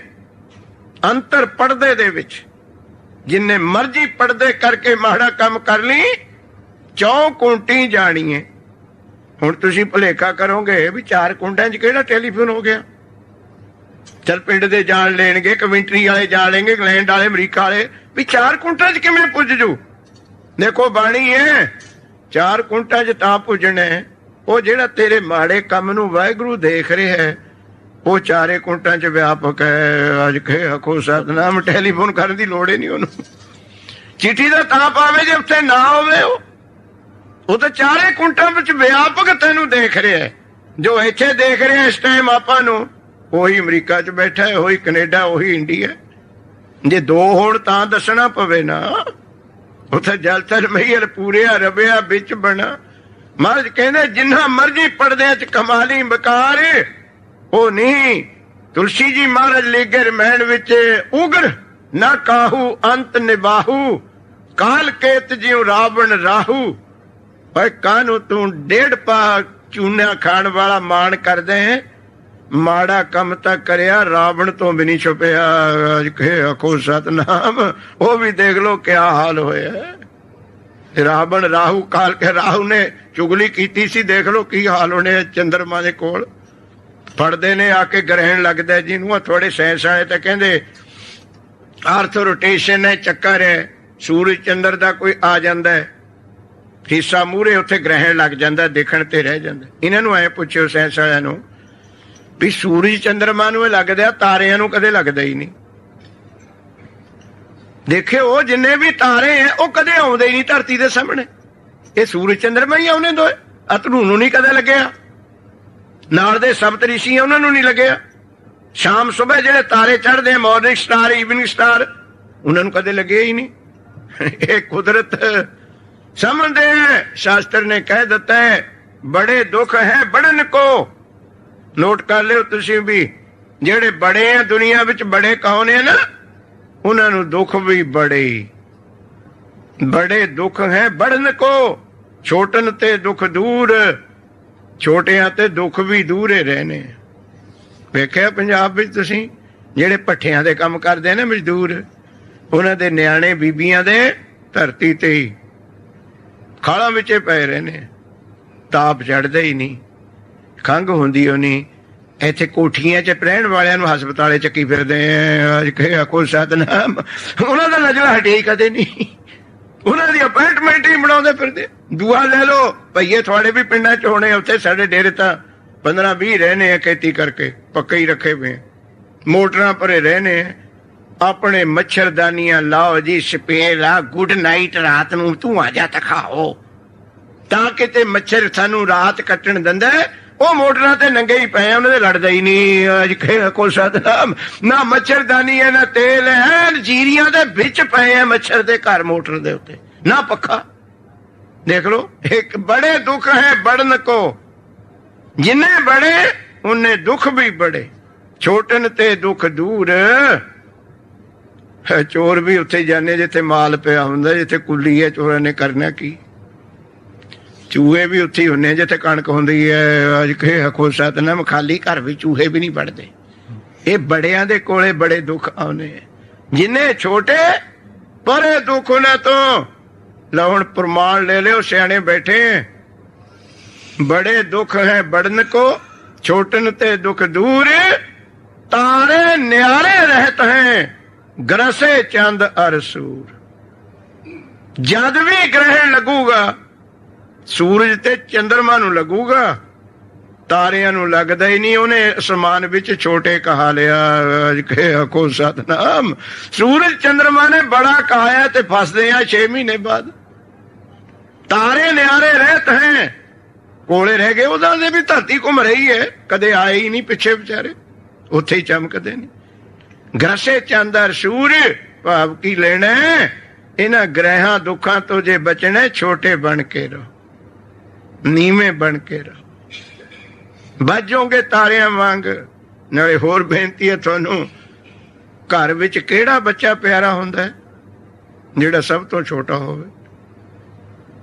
ਉਸੇ ਨੂੰ ਗਿਫਟ ਮਿਲੂ, ਉਸੇ ਨੂੰ ਹਰੇਕ ਗੋਦੀ ਚੱਕਣਗੇ ਤੇ ਘਰ ਦੇ ਕਹਿਣਗੇ ਇਹਦਾ ਖਿਆਲ ਰੱਖਿਓ ਜ਼ਿਆਦੇ। ਮਾਂ ਬਾਪ ਉਸੇ ਦਾ ਖਿਆਲ ਰੱਖਣਗੇ। ਇੱਥੇ ਵੀ ਬਾਪੂ ਤੇ ਬੇਬੇ ਗੁਰੂ ਗ੍ਰੰਥ ਸਾਹਿਬ ਹੈ। ਇੱਥੇ ਛੋਟੇ ਬਣ ਜੋ, ਇਹ ਵੀ ਗੋਦੀ ਚੱਕੀ ਫਿਰੂਗਾ। ਆਖੋ ਬੜੇ ਨਿਆਣੇ ਦਾ ਤਾਂ ਖਿਆਲ ਹੀ ਛੱਡ ਦਿੰਦੇ ਮਾਂ ਬਾਪ। ਇਹ ਹੁਣ ਸੰਭਲਣ ਜੋਗਾ ਹੋ ਗਿਆ, ਆਪੇ ਰੋਟੀ ਚੱਕ ਕੇ ਖਾ ਲੂ। ਜੇ ਘਰ ਨਾ ਮਿਲੀ ਹੋਟਲ ਤੇ ਖਾਊ, ਨਿਆਣਾ ਕਿੱਥੇ ਖਾਏ? ਉਹਨੂੰ ਤਾਂ ਮਾਂ ਨੇ ਖਿਲਾਉਣੀ ਹੈ। ਬਸ ਛੋਟੇ ਬਣ ਜੀਏ, ਬਸ ਫਿਰ ਉੱਥੇ ਰੱਬ ਆਪੇ ਨਿਗਾਹ ਰੱਖਦਾ। ਜਿੱਥੇ ਨੀਚ ਸੰਭਾਲਿਆ ਤਿੱਥੇ ਨਦਰ ਤੇਰੀ ਬਖਸ਼ੀਸ਼। ਜਿੱਥੇ ਆਪਣੇ ਆਪ ਨੂੰ ਕੋਈ ਛੋਟਾ ਸਮਝ ਲਵੇ, ਉੱਥੇ ਵਾਹਿਗੁਰੂ ਦੀ ਨਜ਼ਰ ਹੋ ਜਾਂਦੀ ਹੈ। ਤੇ ਗੁਰਸਿੱਖ ਪਿਆਰਿਓ, ਨਾਰਦ ਜੀ ਕਹਿੰਦੇ ਹੁਣ ਮੈਨੂੰ ਕਿਤੇ ਦੇਖਦਾ, ਕਹਿੰਦਾ ਆ ਜਿਹੜਾ ਖਿੱਤਾ ਹੁਣ ਮਿਲਿਆ ਨਾ ਜ਼ਮੀਨ ਦਾ, ਮੁਨੀ ਇਹ ਨਹੀਂ ਕਹਿੰਦਾ ਰੱਬ ਨੂੰ ਦੱਸਣਾ। ਨਾਲ ਦੇ ਚੇਲੇ ਚਰੜੇ ਨੂੰ ਕਹਿੰਦਾ ਤੁਹਾਨੂੰ ਵੀ ਪਲਾਟ ਦਊਂਗਾ ਵਿੱਚ ਤੇ ਦੱਸਿਓ ਨਾ। ਤਹਿਸੀਲਦਾਰ ਕਿਤੇ ਕੱਲਾ ਥੋੜੋ ਰਿਸ਼ਵਤ ਲੈ ਸਕਦਾ, ਪਟਵਾਰੀ ਦਾ ਵਿੱਚੇ ਹੁੰਦਾ ਹੈ, ਹਕੋ ਸਤਨਾਮ ਕਾਨੂੰਗੋ ਦਾ ਵੀ ਵਿੱਚੇ ਹੁੰਦਾ। ਤੇ ਗੁਰਸਿੱਖ ਪਿਆਰਿਓ ਸਾਰੀ ਧਰਤੀ ਮਿਣ ਕੇ ਨਾਰਦ ਮੁੰਡੀ ਚਲੇ ਗਏ। ਬੜਾ ਚਾਅ ਚੜਿਆ ਵਾ, ਇੱਕ ਤਾਂ ਰੱਬ ਦਾ ਕੰਮ ਕੀਤਾ, ਮੇਰੇ ਬਿਨਾਂ ਕੋਈ ਕਰ ਨਹੀਂ ਸੀ ਸਕਦਾ। ਇਹ ਜੇ ਮੈਂ ਨਾ ਕਰਦਾ ਰੱਬ ਤੇ ਮਿਣੇ ਨਹੀਂ ਸੀ ਹੋਣੀ ਧਰਤੀ। ਦੂਜਾ, ਨਾਲੇ ਰੱਬ ਦੇ ਦਰ ਤੇ ਮਾਣ ਵਡਿਆਈ, ਨਾਲੇ ਐਸੀ ਧਰਤੀ ਮਿਲੀ ਕਿਸੇ ਦੇਵੀ ਦੇਵਤੇ ਦੀ ਪੂਰੀ ਐਸੀ ਹੈ ਹੀ ਨਹੀਂ। ਉੱਥੇ ਬਣਾਉ ਨਾਰਦਪੁਰੀ ਆਪਣੀ। ਜਾ ਰਿਹਾ ਭਗਵਾਨ ਕਹਿੰਦੇ ਮਿਣਿਆ ਆ ਵੀ ਧਰਤੀ? ਕਹਿੰਦਾ ਜੀ ਮਿਣਿਆ। ਸਾਰੀ ਮਿਲ ਲਈ? ਕਹਿੰਦਾ ਸਾਰੀ ਮਿਲ। ਕਿੰਨੀ ਹੋਈ ਹੈ? ਨੋਟ ਕਰਿਓ ਧਰਤੀ ਕਿੰਨੀ ਹੈ ਸਾਰੀ। 50 ਕਰੋੜ ਯੋਜਨ ਧਰਤੀ ਦਾ ਖੇਤਰਫਲ ਹੈ। 4 ਕੋਹ ਦਾ 1 ਯੋਜਨ ਹੁੰਦਾ। ਨੋਟ ਕਰ ਲਿਓ, ਗੁਰੂ ਗ੍ਰੰਥ ਸਾਹਿਬ ਦੀ ਮਿਣਤੀ ਹੈ, ਕਿਸੇ ਪਟਵਾਰੀ ਦੀ ਨਹੀਂ। 50 ਕੋਟ ਧਰਤੀ ਹੈ, 4 ਕੋਹ ਦਾ 1 ਯੋਜਨ। 50 ਕਰੋੜ ਹੋਈ। ਤੇ ਭਗਵਾਨ ਕਹਿੰਦੇ ਕਿੰਨੀ ਹੋਈ ਹੈ? ਕਹਿੰਦਾ ਜੀ 49 ਹੋਈ ਹੈ। ਉਹ ਜਿਹੜਾ 1 ਕੋਟ ਯੋਜਨ 50ਵਾਂ ਸੀ ਨਾ, ਉਹ ਸਾਰਾ ਹੀ ਲੁਕੋ ਲਿਆ। ਕਹਿੰਦਾ ਹੁਣ ਥੋੜੀ ਮੋਤੀ ਚੀਜ਼ ਕਾਹਨੂੰ ਲੁਕਾਉਣੀ ਹੈ, ਨਾਲ ਦਿਆਂ ਨੂੰ ਵੀ ਹਿੱਸਾ ਦੇਣਾ। ਉਹ ਸਾਰਾ ਖਿੱਤਾ ਹੀ ਨਹੀਂ ਦੱਸਿਆ। ਕਹਿੰਦਾ 49 ਹੋਈ ਹੈ, ਹੋਈ ਸੀ 50। ਭਗਵਾਨ ਕਹਿੰਦੇ ਭਾਈ ਨਾਰਦ ਜੀ, ਹੁਣ ਤਾਂ ਤੁਸੀਂ ਬਹੁਤ ਅਕਲ ਵਾਲੇ ਸਿਆਣੇ ਹੋ, ਠੀਕ ਵੀ ਮਿਣੀ ਹੈ। ਲਿਖਦਾ ਰਿਹਾ ਨਾਲ ਦੀ ਨਾਲ। ਕਹਿੰਦਾ ਮੈਂ ਨਾਰਦ ਹੈ, ਤੈਨੂੰ ਭਰੋਸਾ ਨਹੀਂ, ਮੇਰੇ ਤੇ ਵੀ ਕਦੇ ਗਲਤੀ ਹੋ ਸਕਦੀ ਹੈ। ਮੈਂ ਐਡਾ ਵੱਡਾ ਮੁਨੀ ਬ੍ਰਹਮਾ ਦਾ ਪੁੱਤ, ਮੈਂ ਭੁੱਲਣ ਵਾਲਾ? 4 ਵੇਦ ਮੇਰੇ ਜ਼ਬਾਨੀ ਯਾਦ ਹੈ, ਧਰਤੀ ਦੀ ਕਿਹੜੀ ਗੱਲ ਹੈ? ਕਹਿੰਦਾ ਭਗਵਾਨ ਕਹਿੰਦੇ ਕੋਈ ਨਹੀਂ, ਭੁੱਲਣ ਵਿੱਚ ਤਾਂ ਸਾਰਾ ਹੀ ਹੁੰਦਾ। ਕਹਿੰਦੇ ਲੋਕ ਭੁੱਲਦੇ ਹੁੰਦੇ, ਮੈਂ ਕੋਈ ਲੋਕ ਹੈ? ਅੰਤ ਨਹੀਂ ਪਾਇਆ। ਭਗਵਾਨ ਕਹਿੰਦੇ ਜਾ ਓਏ ਨਾਰਦਾ, ਜਿਹੜੀ ਉਹ ਲੁਕੋ ਕੇ ਰੱਖੀ ਹੈ ਤੈਨੂੰ ਇਹ ਦਿੱਤੀ, ਜਾ ਬਣਾ ਲੈ ਆਪਣੀ ਪੂਰੀ। ਤੂੰ ਸਮਝਦਾ ਸੀ ਤੂੰ ਇਕੱਲਾ ਹੀ ਮਿਣਦਾ ਫਿਰਦਾ। ਇਹੀ ਭੁਲੇਖਾ ਹੈ ਆਪਾਂ ਨੂੰ ਕਿ ਅਸੀਂ ਇਕੱਲੇ ਹੀ ਕਰਮ ਕਰਦੇ ਫਿਰਦੇ ਹਾਂ। ਗੁਰਮੁਖੋ, ਜੇ ਨਾਲ ਵਾਹਿਗੁਰੂ ਹੈ ਤਾਂ ਹੀ ਤੁਰ ਕੇ ਗੁਰਦੁਆਰੇ ਆਏ। ਇਹ ਸ਼ੁਭ ਕਰਮ ਵੀ ਤਾਂ ਹੀ ਕਰ ਰਹੇ, ਉਹ ਨਾਲ ਹੈ। ਅੱਗੋਂ ਦੇਖੇ ਪਿੱਛੋਂ ਦੇਖੇ, ਤਿਸ ਤੇ ਕਹਾਂ ਛਪਾਵੇ। ਮੈਂ ਨਾਲੇ ਸੀ ਤੇਰੇ, ਤੈਨੂੰ ਭੁਲੇਖਾ ਸੀ ਕਿ ਮੈਂ ਇਕੱਲਾ ਹੀ ਮਿਣਦਾ ਫਿਰਦਾ। ਗੁਰਸਿੱਖ ਪਿਆਰਿਓ, ਜਾਂ ਤੈਨੂੰ ਇਹ ਦਿੱਤੀ ਤੇ ਬੜੀ ਮਿਹਨਤ ਕੀਤੀ ਹੈ, ਇਹ ਛੇਤੀ ਮਿਲਣੀ ਸੀ ਹੋਣੀ। ਬੜਾ ਖੁਸ਼ ਹੋ ਗਿਆ। ਖੁਸ਼ ਤਾਂ ਹੋਣਾ ਹੀ ਸੀ, ਨਾਲੇ ਚੋਰੀ ਵੀ ਫੜ ਲਈ, ਨਾਲੇ ਚੋਰੀ ਦਾ ਮਾਲ ਵੀ ਮਿਲ ਗਿਆ। ਇਹ ਤੋਂ ਵੱਡੀ ਖੁਸ਼ੀ ਕਿੱਥੇ ਹੋਣੀ ਸੀ। ਬੜੀਆਂ ਚਾਲਾਂ ਮਾਰੇ, ਕਹਿੰਦਾ ਭਗਵਾਨ ਤੂੰ ਬਹੁਤ ਦਿਆਲੂ ਹੈ, ਨਾਲੇ ਮੇਰੀ ਚੋਰੀ ਵੀ ਫੜ ਲਈ, ਨਾਲੇ ਮਾਲ ਵੀ ਮੈਨੂੰ ਇਹ ਦੇਤਾ। ਬਸ ਚੇਲੇ ਚਾਟੜਿਆਂ ਨੂੰ ਕਹਿੰਦਾ ਹੁਣ ਛੇਤੀ ਕਰੋ ਤਿਆਰੀ, ਇਹਨੇ ਹੋਰ ਵੀ ਵੰਡ ਦੇਣੀ ਹੈ। ਚੰਗੀ ਚੀਜ਼ ਦੇਖ ਕੇ ਕੋਈ ਵੱਟਾ ਆਪਣੇ ਕਨੀ ਨੂੰ ਨਾ ਪਾ ਲਵੇ, ਆਪਾਂ ਛੇਤੀ ਕਬਜ਼ਾ ਕਰੀਏ ਜਾ ਕੇ। ਤੇ ਗੁਰਸਿੱਖ ਪਿਆਰੇ, ਆਪਣੇ ਪਲਾਟ ਕਿਤੇ ਖਾਲੀ ਪਏ ਹੁਣ, ਜਦ ਆਗਦਾ ਕੋਠੀ ਬਣਾਉਣ ਲਵੇ 2 ਫੁੱਟ ਤਾਂ ਉਹੀ ਨਹੀਂ ਇੱਧਰ ਨੂੰ ਲੈ ਜਾਂਦਾ ਉਹ, ਵੀ ਇੱਥੇ ਕਿਹੜਾ ਹੈਗਾ ਮਾਲਕ। ਹੁਣ ਪਿੱਛੇ ਤੇ ਵੀ ਡਾਂਗਾ ਖੜਕਦੀਆਂ। ਇਹ ਕਹਿੰਦਾ ਆਪਾਂ ਆਪਣੀ ਬਾਉਂਡਰੀ ਕਰ ਲਈਏ ਛੇਤੀ ਜਾ ਕੇ, ਫਿਰ ਬਣਾਈ ਜਾਵਾਂਗੇ। ਉਹ ਚੰਗਾ ਖਿੱਤਾ ਦੇਖ ਕੇ ਹੋਰਾਂ ਨੇ ਬ੍ਰਹਮਾ ਵਿਸ਼ਨੂੰ ਆਦਿਕ ਨਾ ਉਧਰ ਨੂੰ ਆ ਜਾਣ। ਆਪਣਾ ਲਾਣਾ ਲੈ ਕੇ ਨਾਰਦ ਮੁਨੀ ਜੀ ਚੇਲੇ ਚਟੜਿਆਂ ਨੂੰ ਜਦ ਉੱਥੇ ਪੁੱਜਿਆ ਨਾ ਗੁਰਮੁਖੋ, ਜਿੱਥੇ ਫੁੱਲਾਂ ਫਲਾਂ ਨਾਲ ਲੱਦੇ ਹੋਏ ਬਾਗ, ਝਰਨੇ ਚੱਲਦੇ ਸੀ, ਪੰਛੀ ਗੀਤ ਗਾਉਂਦੇ ਸੀ, ਆਨੰਦ ਸੁਰਗ ਦੀ ਧਰਤੀ ਸੀ। ਜਦ ਮੁੜ ਕੇ ਉੱਥੇ ਗਿਆ, ਸਾਰੀ ਉਹ ਪੱਥਰ ਦੀ ਬਣੀ ਹੋਈ। ਪੱਥਰੇ ਪੱਥਰ, ਪਾਣੀ ਤੇ ਦਰਖਤ ਤਾਂ ਉੱਥੇ ਕੀ ਹੋਣਾ ਸੀ। ਉਹ ਸਾਰੀ ਧਰਤੀ ਤੇ ਮਿੱਟੀ ਵੀ ਨਾ ਕਿਤੇ, ਪੱਥਰ। ਇਹ ਜਿਹੜੇ ਬਚਨ ਤੁਹਾਡੇ ਚਰਨਾਂ ਵਿੱਚ ਦਾਸ ਕਰ ਰਹੇ ਹੈ, ਇਹ ਸ੍ਰੀ ਗੁਰੂ ਗ੍ਰੰਥ ਸਾਹਿਬ ਵਿੱਚ ਲਿਖੇ ਹੋਏ ਕਰ ਰਹੇ। ਹੁਣੇ ਹੀ ਤੁਹਾਨੂੰ ਬਾਣੀ ਸੁਣਾ ਦੇਣੀ ਹੈ। ਕਥਾ ਕਿੱਥੇ ਲਿਖੀ ਹੈ? ਉਹ ਹੈ ਮੁਨ ਦਾ ਇੱਥੇ ਜ਼ਿਕਰ। ਨਾਰਦ ਮੁਨੀ, ਉਹ ਨਹੀਂ ਅੰਤ ਪਾ ਸਕਿਆ। ਪੱਥਰ ਦੀ ਬਣ ਗਈ ਉਜਾੜ, ਮਿੱਟੀ ਬਿਨਾ, ਪਾਣੀ ਤਾਂ ਹੋਣਾ ਹੀ ਕਿੱਥੇ ਸੀ। ਫਿਰ ਮਤ ਆਈ ਟਿਕਾਣੇ ਕਿ ਮੈਂ ਬੇਅੰਤ ਨੂੰ ਬੇਅੰਤ ਨਹੀਂ ਸਮਝਿਆ। ਆਪਣੀ ਬੁੱਧੀ ਨਾਲ ਤੋਲਦਾ ਰਿਹਾ, ਮੈਂ ਉਹਦਾ ਅੰਤ ਪਾਉਂਦਾ ਰਿਹਾ। ਸਾਡੀ ਬੁੱਧੀ ਕੀ ਹੈ? ਮੁਨੀਆਂ ਸ੍ਰਿਸ਼ਟੀਆਂ ਦੀ, ਸਿੱਧਾਂ ਦੀ, ਉਹ ਤਾਂ ਮਹਾਰਾਜ ਗੁਰੂ ਨਾਨਕ ਨੇ ਲਿਖਿਆ, ਧਰਤੀ ਪਾਣੀ ਪਰਬਤ ਭਾਰ, ਕਿਉਂ ਕੰਡੈ ਤੋਲੈ ਸੁਨਿਆਰ, ਤੋਲਾ ਮਾਸਾ ਰਤਕ ਪਾਏ, ਨਾਨਕ ਪੁੱਛਿਆ ਦੇ ਪੁਜਾਏ। ਇੱਥੇ ਸੁਨਿਆਰ ਵੀਰਾਂ ਦੀ ਗੋਲਡ ਸਮਿਥਾਂ ਦੀ ਦੁਕਾਨਾਂ ਨੇ ਨਾ, ਸਿਉਰੇ ਚਾਂਦੀ ਦੇ ਗਹਿਣੇ ਬਣਾਉਣ ਆਉਂਦੀ। ਸਰਾਫ ਜਿਹਨੂੰ ਕਹਿੰਦੇ, ਸਰਾਫ ਫਾਰਸੀ ਦਾ ਸ਼ਬਦ ਹੈ, ਗੋਲਡ ਸਮਿਥ ਤੁਸੀਂ ਕਹਿੰਦੇ ਸੁਨਿਆਰ ਵੀਰ ਨੂੰ, ਸੁਨਿਆਰ ਹਿੰਦੀ ਦਾ ਸ਼ਬਦ ਹੈ। ਤੇ ਗੁਰਸਿੱਖ ਪਿਆਰਿਓ, ਸਿਉਨੇ ਦਾ ਯਾਰ ਸੁਨਿਆਰ, ਤੇ ਗੁਰਮੁਖ ਪਿਆਰੇ ਲੋਹੇ ਦਾ ਯਾਰ, ਲੋਹੇ ਨਾਲ ਮਿੱਤਰਤਾ ਕਰਨ ਵਾਲਾ ਲੋਹਾਰ। ਤੇ ਗੁਰਸਿੱਖ ਪਿਆਰਿਓ, ਉਹਨਾਂ ਦੀ ਦੁਕਾਨ ਤੇ ਜਾਇਓ, ਕੰਡੀਆਂ ਨੇ ਉਹਨਾਂ ਦੀਆਂ ਜਿਹੜੇ ਗਹਿਣੇ ਤੋਲਦੇ ਨੇ ਸਿਉਨਾ। ਤੇ ਕਿਤੇ ਜਾ ਕੇ ਸੁਨਿਆਰ ਵੀਰ ਨੂੰ ਕਹੋ ਵੀ ਆ ਇੰਗਲੈਂਡ ਦੇ ਕੋਲ ਜਿਹੜਾ ਸਮੁੰਦਰ ਚੱਲਦਾ, ਇਹਨੂੰ ਕੰਡੀ ਚ ਤੋਲ, ਧਰਤੀ ਨੂੰ ਕੰਡੀ ਚ ਤੋਲ। ਧਰਤੀ ਪਾਣੀ ਪਰਬਤ, ਤੂੰ ਆਪਣੀ ਕੰਡੀ ਦੇ ਨਾਲ ਪਹਾੜ ਜੋਖ, ਹਿਮਾਲਾ ਪਰਬਤ ਨੂੰ ਜੋਖ, ਜੋਖ ਦੂ ਕੰਡੀ। ਉਹ ਜੋਖਣ ਕੀ ਕਰ ਸਕਦੀ ਹੈ? ਤੋਲਾ ਮਾਸਾ ਰਤਕ ਪਾਏ। ਉਹ ਸੁਨਿਆਰ ਦੀ ਕੰਡੀ ਤਾਂ ਤੋਲੇ ਮਾਸੇ ਰਤੀਆਂ ਜੋਖਦੀ ਹੁੰਦੀ ਹੈ, ਉਹਦੇ ਨਾਲ ਧਰਤੀ ਪਾਣੀ ਪਰਬਤ ਭਾਰ। ਇਹ ਜੋ ਸਾਡੀ ਆਪਣੀ ਬੁੱਧੀ ਰੂਪੀ ਕੰਡੀ ਹੈ ਨਾ, ਜਿਹਨੂੰ ਅਸੀਂ ਪਹਾੜ ਬਣਾਈ ਫਿਰਦੇ, ਮੇਰੇ ਵਰਗਾ ਅਕਲ ਵਾਲਾ ਨਹੀਂ ਕੋਈ, ਇਹ ਸਾਡੀਆਂ ਬੁੱਧੀਆਂ ਸੁਨਿਆਰ ਦੀਆਂ ਕੰਡੀਆਂ ਨੇ। ਵਾਹਿਗੁਰੂ ਪਹਾੜ ਤੇ ਧਰਤੀ ਸਮੁੰਦਰ ਹੈ, ਅਜ ਕੇ ਆਖੋ ਸਤਨਾਮ, ਕਿੱਥੇ ਪਾਓਗੇ ਉਹਦਾ ਅੰਤ? ਸੁਨਿਆਰ ਦੀ ਕੰਡੀ ਸਮੁੰਦਰ ਦਾ ਅੰਤ ਪਾਵੇ? ਉਹ ਤਾਂ ਮੇਰੇ ਖਿਆਲ ਜੇ ਸਾਰਾ ਸਿਉਨਾ ਤੁਸੀਂ ਕਮੈਂਟਰੀ ਦਾ ਹੀ ਇੱਕ ਸੁਨਿਆਰ ਕੋਲ ਲੈ ਜਾਓ, ਵਿਚਾਰੀ ਉਸੇ ਚ ਟੁੱਟ ਜਾਵੇ। ਅਜ ਕੇ ਆਖੋ ਸਤਨਾਮ, ਇੰਗਲੈਂਡ ਦਾ ਤੇ ਇੱਕ ਪਾਸੇ ਰਹਿ ਗਿਆ, ਉਹ ਵੀ ਕਿੱਲਾ ਹੋ ਜਾਣਗੀਆਂ ਉਹਦੀਆਂ, ਉਹ ਤਾਂ ਲਿਮਟਿਡ ਹੈ। ਸਾਡੀਆਂ ਬੁੱਧੀਆਂ ਰਿਸ਼ੀਆਂ ਮੁਨੀਆਂ, ਮੁਨੀਆਂ ਦੀਆਂ ਆਪਣੀ ਤਾਂ ਗੱਲੇ ਕੀ ਹੈ? ਇਹ ਤਾਂ ਕੰਡੀਆਂ ਨੇ ਸੁਨਿਆਰ ਦੀਆਂ। ਵਾਹਿਗੁਰੂ ਤਾਂ ਤੂੰ ਦਰਿਆਓ ਦਾਨਾ ਬੀਨਾ, ਮੈਂ ਮਛਲੀ ਕੈਸੇ ਅੰਤ ਲਹਾਂ। ਉਹਦੇ ਭਾਰ ਨੂੰ ਕੰਡੀਆਂ ਜੋਖਣ। ਫਿਰ ਮਤ ਆਈ ਟਿਕਾਣੇ, ਮੈਂ ਤਾਂ ਐਵੇਂ ਉਹਦਾ ਅੰਤ ਪਾਉਂਦਾ ਫਿਰਦਾ ਸੀ, ਉਹ ਤਾਂ ਬੇਅੰਤ ਹੈ।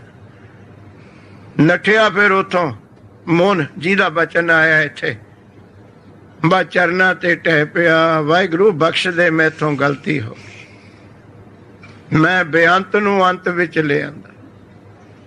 ਤੁਹਾਡੇ ਵਿੱਚੋਂ ਕੋਈ ਸਮੁੰਦਰ ਨੂੰ ਚਮਚੇ 'ਚ ਪਾਉਣਾ ਚਾਹਵੇ, ਕਿੰਨੀ ਕੁ ਗਲਤੀ ਹੋਵੇਗੀ। ਇੱਕ ਬਹੁਤ ਵੱਡੇ ਮੁਸਲਮਾਨ ਫਕੀਰ ਹੋਏ ਨੇ, ਉਹਨੇ ਬੰਦਗੀ ਬਹੁਤ ਕੀਤੀ, ਬਹੁਤ ਉੱਚੀ। ਉਹ ਮੰਗਦਾ ਕੀ ਸੀ? ਕਹਿੰਦਾ, ਅੱਲਾ ਖੁਦਾ, ਮੈਂ ਨਹੀਂ ਤੈਨੂੰ ਦੇਖਣ ਜਾਣਾ, ਤੂੰ ਮੇਰੇ ਘਰ ਆ, ਮੈਨੂੰ ਆ ਕੇ ਮਿਲ। ਬਸ ਇਹੀ ਕਹੀ ਗਿਆ, ਮੈਨੂੰ ਆ ਕੇ ਮਿਲ, ਮੇਰੇ ਘਰ ਆ। ਤਾਂ ਗੁਰਸਿੱਖ ਪਿਆਰਿਓ, ਕਰੀ ਗਿਆ, ਕਰੀ ਗਿਆ ਬਹੁਤ ਭਗਤੀ। ਇੱਕ ਦਿਨ ਬਾਹਰ ਸਮੁੰਦਰ ਦੇ ਕੰਢੇ ਤੁਰਿਆ ਜਾਂਦਾ ਸੀ, ਇੱਕ ਬੱਚਾ ਚੀਕਾਂ ਮਾਰੇ ਉਜਾੜ ਵਿੱਚ, ਬੀਆਬਾਨ। ਉਹ ਬੱਚੇ ਦੀ ਰੋਣ ਦੀ ਆਵਾਜ਼ ਸੁਣ ਕੇ ਚਲਿਆ ਗਿਆ ਕੋਲ, ਕਿ ਬੱਚਾ ਇੱਥੇ ਉਜਾੜ ਵਿੱਚ ਕਿਉਂ ਰੋਂਦਾ, ਕਿਸੇ ਜਾਨਵਰ ਨੇ ਨਾ ਫੜ ਲਿਆ ਹੋਵੇ। ਜਾ ਕੇ ਕੀ ਵੇਖਿਆ, ਉਸ ਬੱਚੇ ਕੋਲ ਇੱਕ ਚਮਚਾ ਫੜਿਆ ਹੋਇਆ, ਇੱਕ ਕੁੱਜੀ। ਚੀਕਾਂ ਮਾਰੇ ਸਮੁੰਦਰ ਦੇ ਕੰਢੇ। ਉਹ ਫਕੀਰ ਕਹਿੰਦਾ, ਕਾਕਾ ਕਿਉਂ ਰੋਨੇ, ਇੱਥੇ ਉਜਾੜ ਵਿੱਚ ਕਿਉਂ ਆਇਆ ਤੂੰ ਕੱਲਾ? ਚੱਲ ਤੈਨੂੰ ਘਰ ਛੱਡ ਕੇ ਆਵਾਂ। ਕਹਿੰਦਾ, ਘਰ ਨਹੀਂ ਜਾਣਾ, ਮੈਂ ਜਾਣ ਕੇ ਹੀ ਆਇਆ। ਰੋਂਦਾ ਕਿਉਂ ਹੈ? ਕਹਿੰਦਾ, ਇਹ ਤੈਨੂੰ ਦੱਸਣਾ ਨਹੀਂ, ਤੈਨੂੰ ਮੇਰੇ ਦੁੱਖ ਦਾ ਪਤਾ ਹੀ ਨਹੀਂ। ਉਹ ਫਕੀਰ ਹੈਰਾਨ, ਛੋਟਾ ਜਿਹਾ ਬੱਚਾ, ਮੈਂ ਬੁੜਾ, ਇਹ ਕਹਿੰਦਾ ਤੈਨੂੰ ਪਤਾ ਨਹੀਂ? ਉਹ ਜਿੱਦ ਕੀਤੀ, ਕਹਿੰਦਾ ਤੂੰ ਦੱਸ ਦੇ, ਮੈਂ ਤੇਰੇ ਦੁੱਖ ਦਾ ਇਲਾਜ ਕਰੂੰ। ਬੱਚਾ ਕਹਿੰਦਾ, ਤੇਰੇ ਕੋਲ ਇਲਾਜ ਹੈ ਹੀ ਨਹੀਂ। ਫੇਰ ਕਿਹਾ ਕਿ ਦੱਸ ਦੇ। ਉਹ ਬੱਚਾ ਕਹਿੰਦਾ, ਮੈਨੂੰ ਦੁੱਖ ਇਹ ਹੈ, ਮੈਂ ਚਮਚੇ ਨਾਲ ਚੱਕ ਕੇ ਸਮੁੰਦਰ ਨੂੰ ਕੁੱਜੀ ਵਿੱਚ ਪਾਉਣ ਆਇਆ, ਤਾਂ ਇਹ ਪੈਂਦਾ ਨਹੀਂ, ਤੇ ਮੈਂ ਪਿੱਟਦਾ ਹੁਣ ਪਿਆ। ਮੈਂ ਕਹਿੰਦਾ, ਘਰ ਤੋਂ ਆਇਆ ਨੱਠ ਕੇ, ਵੀ ਚਮਚੇ ਨਾਲ ਸਮੁੰਦਰ ਨੂੰ ਚੱਕ ਕੇ ਸਾਰੇ ਨੂੰ ਕੁੱਜੀ 'ਚ ਪਾ ਲੈਣਾ ਆਪਣੀ 'ਚ, ਤਾਂ ਰੋਣਾ। ਉਸ ਫਕੀਰ ਨੇ ਬੱਚੇ ਦੇ ਚਰਨ ਫੜ ਲਏ, ਬੁੱਬਾਂ ਨਿਕਲ ਗਈਆਂ। ਕਹਿੰਦਾ, ਤੂੰ ਤਾਂ ਅਗਿਆਨੀ ਹੈ, ਮੈਂ ਮਹਾ ਅਗਿਆਨੀ। ਤੂੰ ਸਮੁੰਦਰ ਨੂੰ ਕੁੱਜੀ 'ਚ ਪਾਉਣਾ ਚਾਹੁੰਦਾ? ਸਮੁੰਦਰ ਮਿਣਿਆ ਹੋਇਆ ਹੈ, ਕੁੱਜੀ ਵੀ ਮਿਣੀ ਹੋਈ ਹੈ, ਉਹਦਾ ਡਾਇਮੀਟਰ ਹੈਗਾ ਸਮੁੰਦਰ ਦਾ ਵੀ। ਮਿਣੀ ਹੋਈ ਚੀਜ਼ ਇੱਕ ਦਿਨ ਮਿਣੀ ਹੋਈ ਚੀਜ਼ 'ਚ ਪੈ ਸਕਦੀ ਹੈ। ਮੈਂ ਇੰਨਾ ਮੂਰਖ, ਮੈਂ ਉਹਨੂੰ ਆਪਣੇ ਘਰ ਬੁਲਾਉਣਾ ਜਿਹਦੀ ਕੋਈ ਮਿਣਤੀ ਹੋ ਨਹੀਂ। ਅੱਜ ਕੋ ਸਤਨਾਮ ਚਰਨ ਪੜ ਲੈ, ਕਹਿੰਦਾ ਤੂੰ ਗੁਰੂ ਲੱਭ ਪਿਆ। ਇਹ ਸਮੁੰਦਰ ਤਾਂ ਤੋਲੀ ਮਿਲੀ ਚੀਜ਼ ਹੈ, ਹੋ ਸਕਦਾ ਕਿਸੇ ਦਿਨ ਕੋਈ ਚੀਜ਼ ਪੈ ਜਾਵੇ, ਪਰ ਜਿਹੜਾ ਤੋਲਣ ਵਿੱਚ ਨਹੀਂ ਹੈ, ਜਿਹਦਾ ਅੰਤ ਕੋਈ ਨਹੀਂ, ਮੈਂ ਉਹਨੂੰ ਬੁਲਾਉਂਦਾ ਫਿਰਦਾ। ਤੂੰ ਮੇਰੇ ਘਰ ਆ, ਮੈਂ ਤੈਨੂੰ ਦੇਖਣਾ ਚਾਹੁੰਦਾ। ਭੁੱਲ ਗਿਆ ਮੈਂ ਸਤਿਗੁਰ, ਤੂੰ ਬੇਅੰਤ, ਤੇਰਾ ਅੰਤ ਨਹੀਂ ਪਾਇਆ, ਮੈਨੂੰ ਨਹੀਂ ਉਸ ਧਰਤੀ ਦੀ ਲੋੜ। ਨਾਰਦ ਜੀ ਕਹਿੰਦੇ ਉਹਨੂੰ ਉਹੀ ਜਿਹੀ ਬਣਾ ਦੇ ਜਿਹਨੂੰ ਮਰਜ਼ੀ ਦੇ ਦੇ। ਭਗਵਾਨ ਕਹਿੰਦੇ ਹੁਣ ਨਹੀਂ ਬਦਲ ਹੁੰਦੀ, ਹੁਣ ਜਿਹੜਾ ਤੀਰ ਨਿਕਲ ਗਿਆ ਨਿਕਲ ਗਿਆ, ਹੁਣ ਰਹਿ ਜਾ ਕੇ ਉੱਥੇ। ਕਹਿੰਦਾ ਉੱਥੇ ਮਾਰਾ, ਉੱਥੇ ਤਾਂ ਪੰਛੀ ਵੀ ਨਹੀਂ ਰਹਿ ਸਕਦਾ, ਨਾ ਪਾਣੀ ਨਾ ਮਿੱਟੀ, ਦੋਏ ਚੀਜ਼ਾਂ ਨਹੀਂ, ਉਹ ਤਾਂ ਪੱਥਰ ਹੈ। ਬੁੱਬਾ ਮਾਰੇ ਨਾਰਦ, ਉਹਨੂੰ ਬਣਾ ਦੋ ਉਹੋ ਜੀ। ਭਗਵਾਨ ਕਹਿੰਦੇ ਬਸ ਜਿਹੜੀ ਬਣਨੀ ਸੀ ਬਣਨੀ, ਤੂੰ ਜਾ ਨਾ ਜਾ। ਕਹਿੰਦਾ ਭਗਵਾਨ ਸੋਚੋ ਕੁਛ, ਰਹਿਮ ਕਰੋ। ਫੁੱਲਾਂ ਨਾਲ ਫਲਾਂ ਨਾਲ ਲੱਦੇ ਬਾਗ, ਪੰਛੀ ਖੁਸ਼ ਹੋ ਰਹੇ ਸੀ, ਸੁਰਗ ਦਾ ਨਜ਼ਾਰਾ। ਹੁਣ ਉਹ ਕਿਸ ਕੰਮ ਆਊਗੀ ਪੱਥਰ ਦੀ ਧਰਤੀ?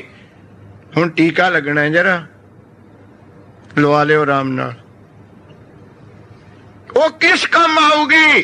ਭਗਵਾਨ ਕਹਿੰਦੇ ਨਾਰਦਾ ਤੂੰ ਫੇਰ ਮੈਨੂੰ ਪੁੱਛਦਾ ਕਿਸ ਕੰਮ ਆਊਗੀ? ਮੈਨੂੰ ਅਣਜਾਣ ਸਮਝਦਾ?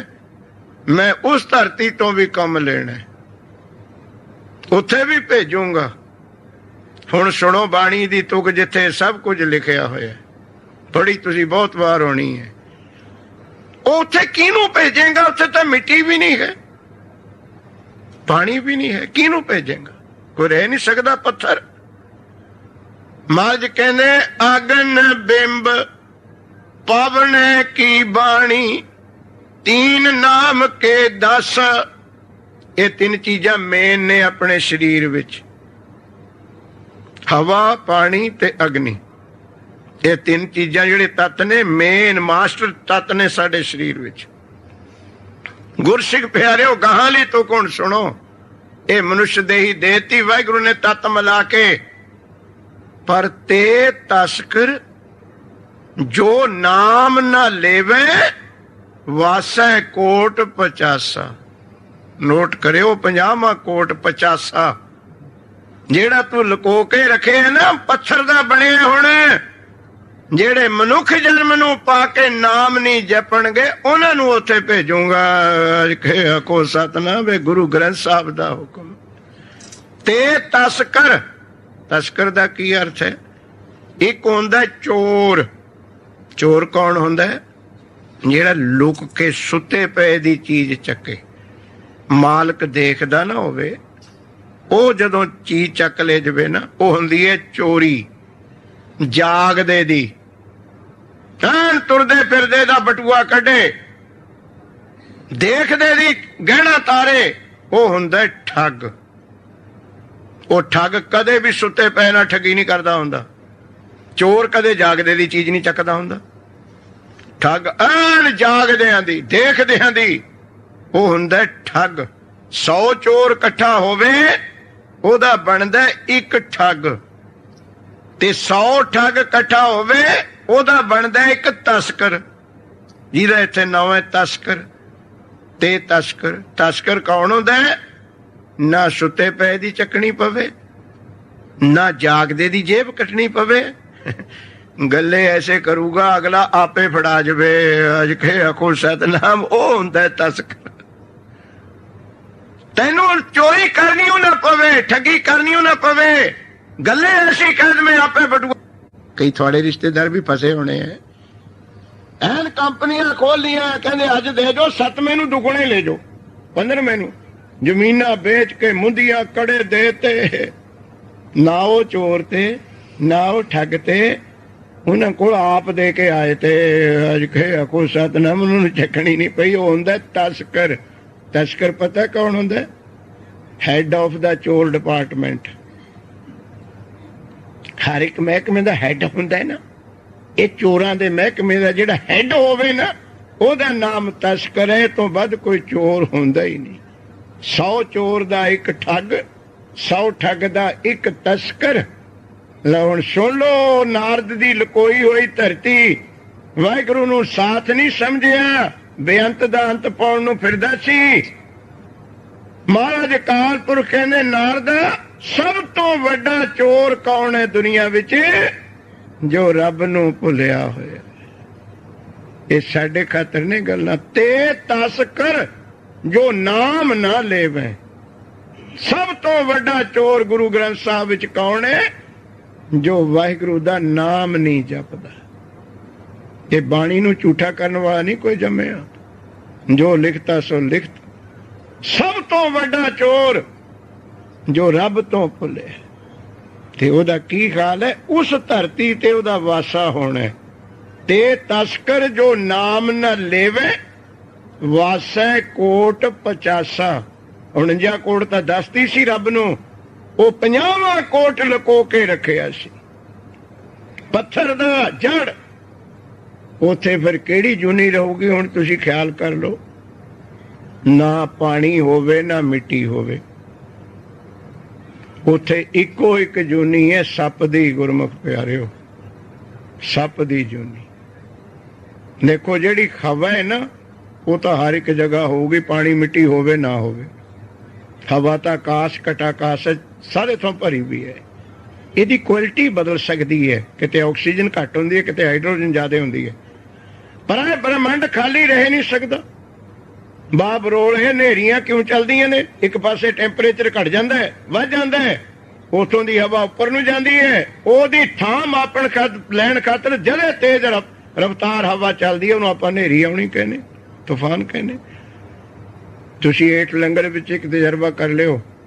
ਬਾਲਟੀ ਭਰੀ ਪਈ ਹੈ ਦੁੱਧ ਦੀ, ਉਹਦੇ ਵਿੱਚ ਜੱਗ ਪਾ ਦਿਓ, ਤੇ ਜੱਗ ਭਰ ਕੇ ਜਦੋਂ ਕੱਢੋਗੇ ਨਾ, 4 ਚੁਫੇਰੇ ਦਾ ਪਾਣੀ ਦੁੱਧ ਉਸ ਖਾਲੀ ਜਗ੍ਹਾ ਭਰਨ ਨੂੰ ਨੱਠ ਪਊਗਾ, ਜਦ ਇਕੱਠਾ ਹੋ ਜਾਊਗਾ 4 ਚੁਫੇਰੇ।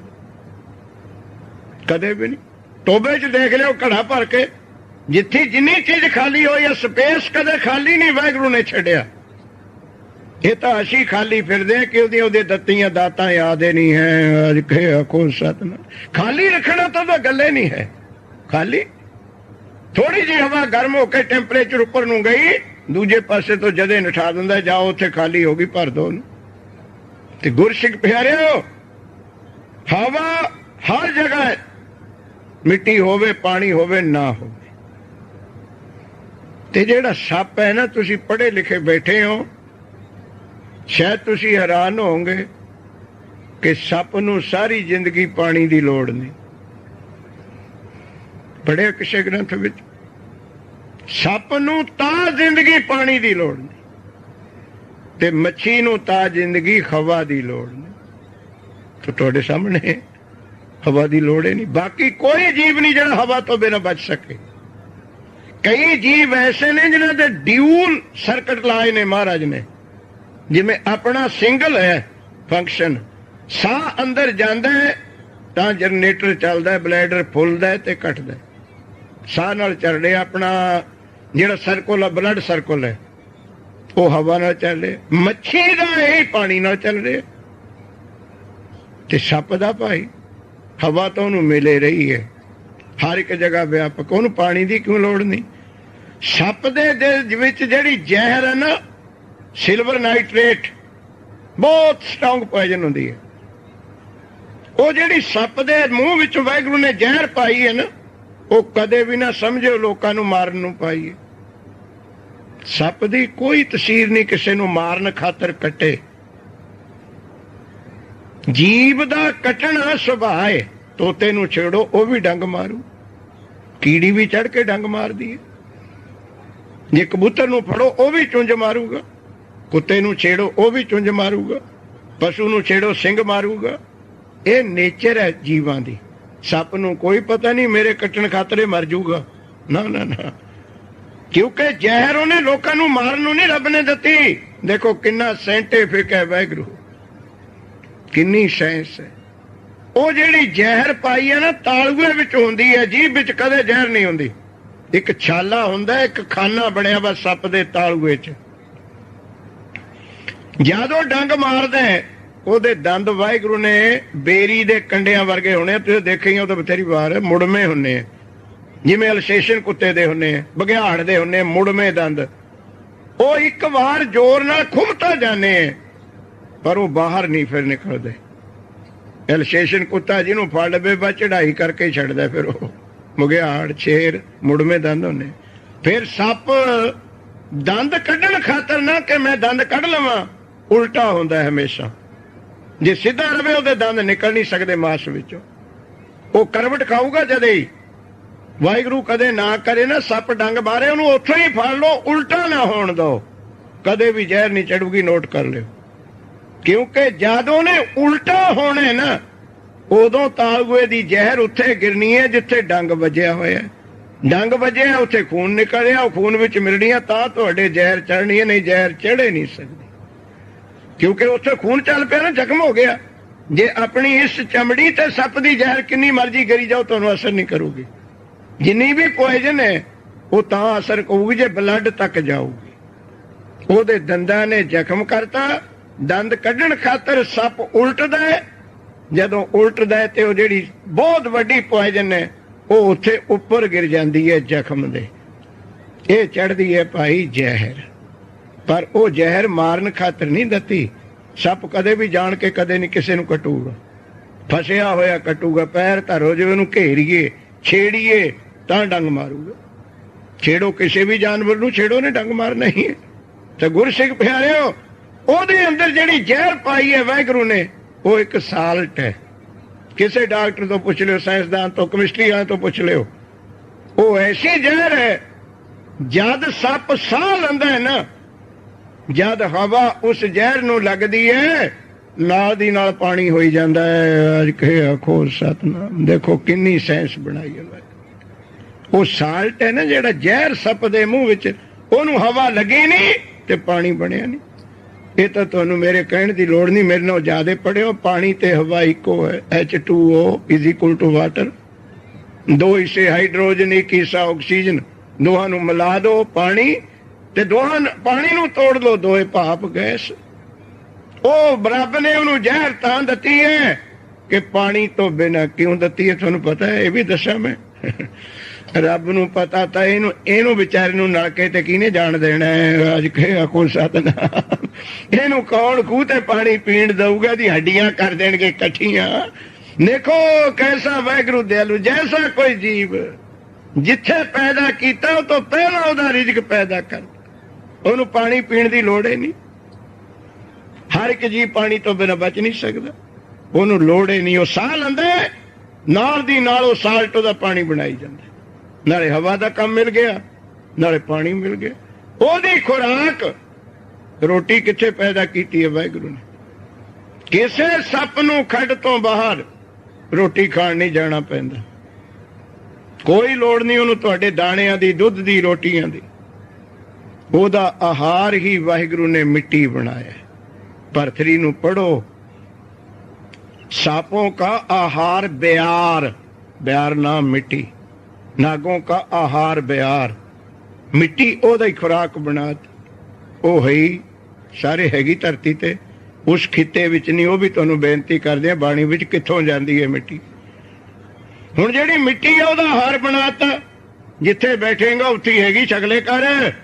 ਇਹ ਵੀ ਰੱਬ ਨੂੰ ਪਤਾ ਤਾਂ ਵੀ ਲੰਗਰ ਵਿੱਚ ਇਹਨੂੰ ਕਿਹਨੇ ਜਾਣ ਦੇਣਾ ਹੈ? ਅੱਜ ਕੋਈ ਸਤਨਾਮ, ਇਹਨੂੰ ਪਕੌੜੇ ਕਿਹਨੇ ਖਾਣ ਦੇਣੇ? ਇਹ ਤਾਂ ਦਿਖਿਆ ਨਹੀਂ ਆ, ਸੋਟਾ ਚੱਕਿਆ ਨਹੀਂ। ਦੇਖੋ ਉਹਦੀ ਕੁਦਰਤ। ਸੱਪ ਨੂੰ ਨਾ ਰੋਟੀ ਟੋੜਨ ਖਾਤਰ ਜਾਣਾ ਪਿਆ, ਨਾ ਪਾਣੀ ਖਾਤਰ ਜਾਣਾ ਪਿਆ। ਉੱਥੇ ਹੁਣ ਮਿੱਟੀ ਨਹੀਂ ਹੈ, ਪਾਣੀ ਤਾਂ ਹਵਾ ਤੋਂ ਮਿਲ ਗਿਆ ਉਹਨੂੰ, ਤੇ ਮਿੱਟੀ ਕਿੱਥੋਂ ਮਿਲੀ? ਇਹ ਹੁਣ ਤੁਸੀਂ ਯਾਦ ਕਰਿਓ। ਇੰਡੀਆ ਨੂੰ ਹੈ ਇੱਥੇ ਵੀ, ਇੱਥੇ ਸੂਖਸ਼ਮ ਰਹਿੰਦੀ ਹੈ ਉਹ ਚੀਜ਼, ਕਿਉਂਕਿ ਇੱਥੇ ਘੱਟਾ ਡਸਟ ਘੱਟ ਹੈ। ਆਪਣੇ ਪੰਜਾਬ ਨੂੰ ਯਾਦ ਕਰੋ, ਸਾਲ ਵਿੱਚ ਇਹ ਮਈ ਜੂਨ ਦੇ ਮਹੀਨੇ ਹਨੇਰੀਆਂ ਚੱਲਦੀਆਂ, ਬਹੁਤ ਵਾਰ ਦੇਖੀ ਹੋਣੇ ਤੁਸੀਂ, ਉੱਥੋਂ ਹੀ ਆਏ ਹੋ। ਪਰ ਇੱਕ ਹਨੇਰੀ ਸਾਲ ਵਿੱਚ ਉਹ ਆਉਂਦੀ ਹੈ ਜਿਹਦੀ ਮਿੱਟੀ ਧਰਤੀ ਤੇ ਨਹੀਂ ਉੱਡਦੀ, ਸਾਰਾ ਅਸਮਾਨ ਮਿੱਟੀ ਨਾਲ ਭਰਿਆ ਹੁੰਦਾ।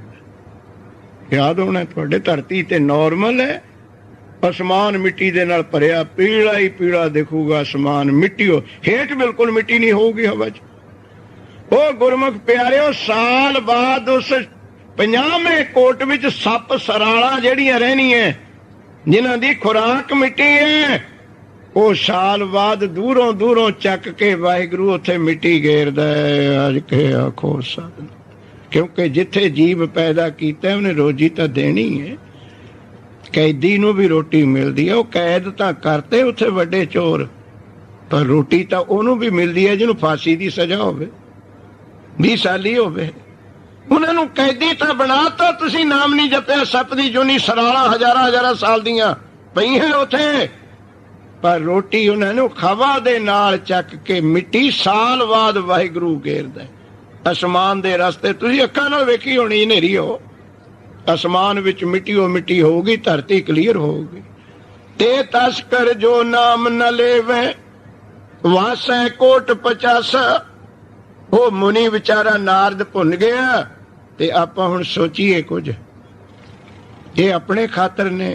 ਬਾਣੀ ਪੜ੍ਹੀਏ ਤਾਂ ਸ਼ਬਦ ਆਉਂਦਾ ਹੈ, ਜਿਨੀ ਨਾਮ ਵਿਸਾਰਿਆ ਬਹੁ ਕਰਮ ਕਮਾਵੇ ਹੋਰ। ਹੋਰ ਤਾਂ ਆਪਾਂ ਕੋਈ ਕਸਰ ਨਹੀਂ ਛੱਡਦੇ, ਕੰਮ ਕਰਨਾ ਹੈ, ਪਰ ਵਾਹਿਗੁਰੂ ਦਾ ਨਾਮ ਭੁੱਲ ਗਏ। ਉਹਨਾਂ ਨੂੰ ਫਿਰ ਕੀ ਸਜ਼ਾ ਦਿੱਤੀ ਹੈ? ਆਹੀ ਤੁਕਮ ਲਾ ਲਿਓ, ਨਾਨਕ ਜੰਪੁਰ ਬੱਧੇ ਮਾਰੀਏ। ਜਮਾ ਨੇ ਬੰਨਣਾ, ਇੱਕ ਤਾਂ ਉਹੀ ਕੁੱਟਣਾ ਹੁੰਦਾ, ਇੱਕ ਬੰਨ ਕੇ ਕੁੱਟਣਾ ਹੁੰਦਾ। ਥਾਣਿਆਂ 'ਚ ਦੇਖੇ ਹੀ ਹੋਣਾ ਤੁਸੀਂ, ਬੰਨ ਕੇ ਜੰਪੁਰ ਬੱਧੇ ਮਾਰੀਏ। ਕਿਵੇਂ ਮਾਰਨਾ ਜਮਾ ਨੇ ਉਹਨਾਂ ਨੂੰ? ਜਿਉਂ ਸੰਨੀ ਉੱਪਰ ਚੋਰ। ਸੰਨੀ ਇਹ ਹੈ ਸੰਨ ਪਾੜ। ਸੰਨੀ ਕਹਿੰਦੇ ਪਾੜ ਲਾਉਣਾ, ਅੱਗੇ ਚੋਰ ਪਾੜ ਲਾ ਕੇ ਚੋਰੀ ਕਰਦੇ। ਯਾਦ ਹੋਣਾ, ਸ਼ਾਇਦ ਤੁਸੀਂ ਕਦੇ ਦੇਖਿਆ ਵੀ ਹੋਵੇ ਤਜਰਬਾ, ਜਿਹੜਾ ਚੋਰ ਪਾੜ ਲਾਉਂਦਾ ਫੜ ਹੋ ਜਾਵੇ ਨਾ, ਉਹਦੀ ਜੋ ਹਾਲਤ ਹੁੰਦੀ ਹੈ ਥੋੜੇ ਯਾਦ ਹੋਣੀ ਹੈ। ਪਾੜ ਪਰ ਚੋਰ ਫੜ ਹੋ ਜਾਵੇ, ਉਹਦੀ ਪ੍ਰੇਮੀਓ ਇਹ ਹਾਲਤ ਹੁੰਦੀ ਹੈ। ਜਿਹਨੇ ਪਿੰਡ ਵਿੱਚ ਕਦੇ ਕੁੱਤੇ ਦੀ ਵੀ ਸੋਟੀ ਨਾ ਮਾਰੀ ਹੋਵੇ, ਉਦਣ ਉਹ ਵੀ ਸਾਂਗਾ ਚੱਕੀ ਫਿਰਦਾ ਹੁੰਦਾ, ਕਹਿੰਦਾ ਮੈਂ ਵੀ ਚਾਰ ਲਾਉਣੀ ਹੈ। ਅੱਜ ਕੇ ਆਖੋ ਸਤਨਾਮ। ਕੁੱਤੇ ਤੋਂ ਡਰਨ ਵਾਲਾ ਵੀ ਉਦਣ ਉਸ ਚੋਰ ਨੂੰ ਕੁੱਟਣ ਨੂੰ ਫਿਰਦਾ ਹੁੰਦਾ ਜਿਹੜਾ ਪਾੜ ਪਰ ਫੜ ਹੋ ਜਾਵੇ।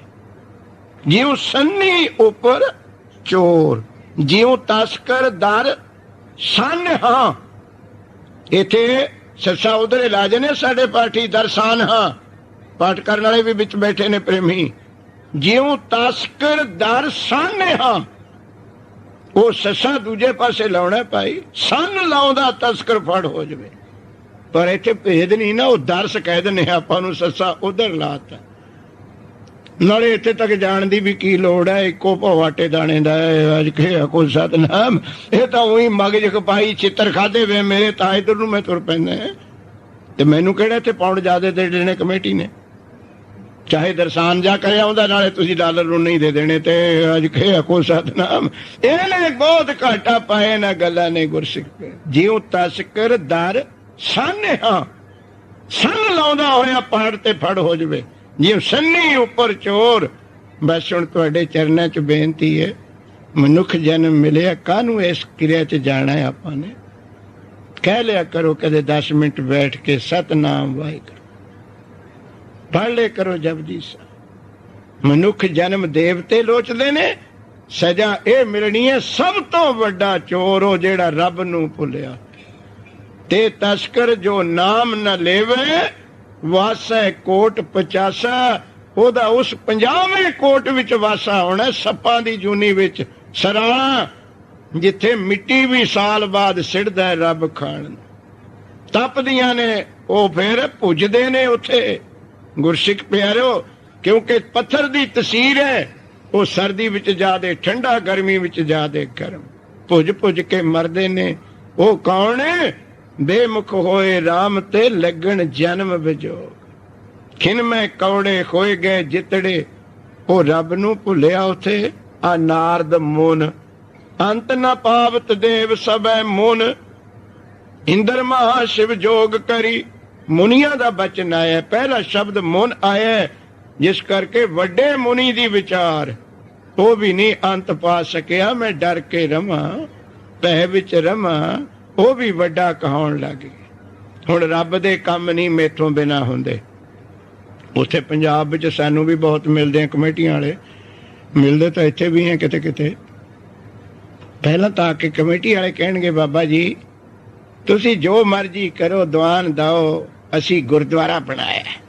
ਅਸੀਂ ਕਈ ਜਾਣਗੇ ਅਸੀਂ ਗੁਰਦੁਆਰਾ ਬਣਾਇਆ। ਮੈਂ ਇੱਕ ਪ੍ਰਧਾਨ ਨੂੰ ਕਿਹਾ, ਮੈਂ ਕਿਹਾ ਚੰਗਾ ਹੋਇਆ ਤੂੰ ਜੰਮ ਪਿਆ, ਨਹੀਂ ਬਾਬਾ ਖਬਰੇ ਟੋਭੇ ਪਰੇ ਬੈਠਾ ਰਹਿੰਦਾ।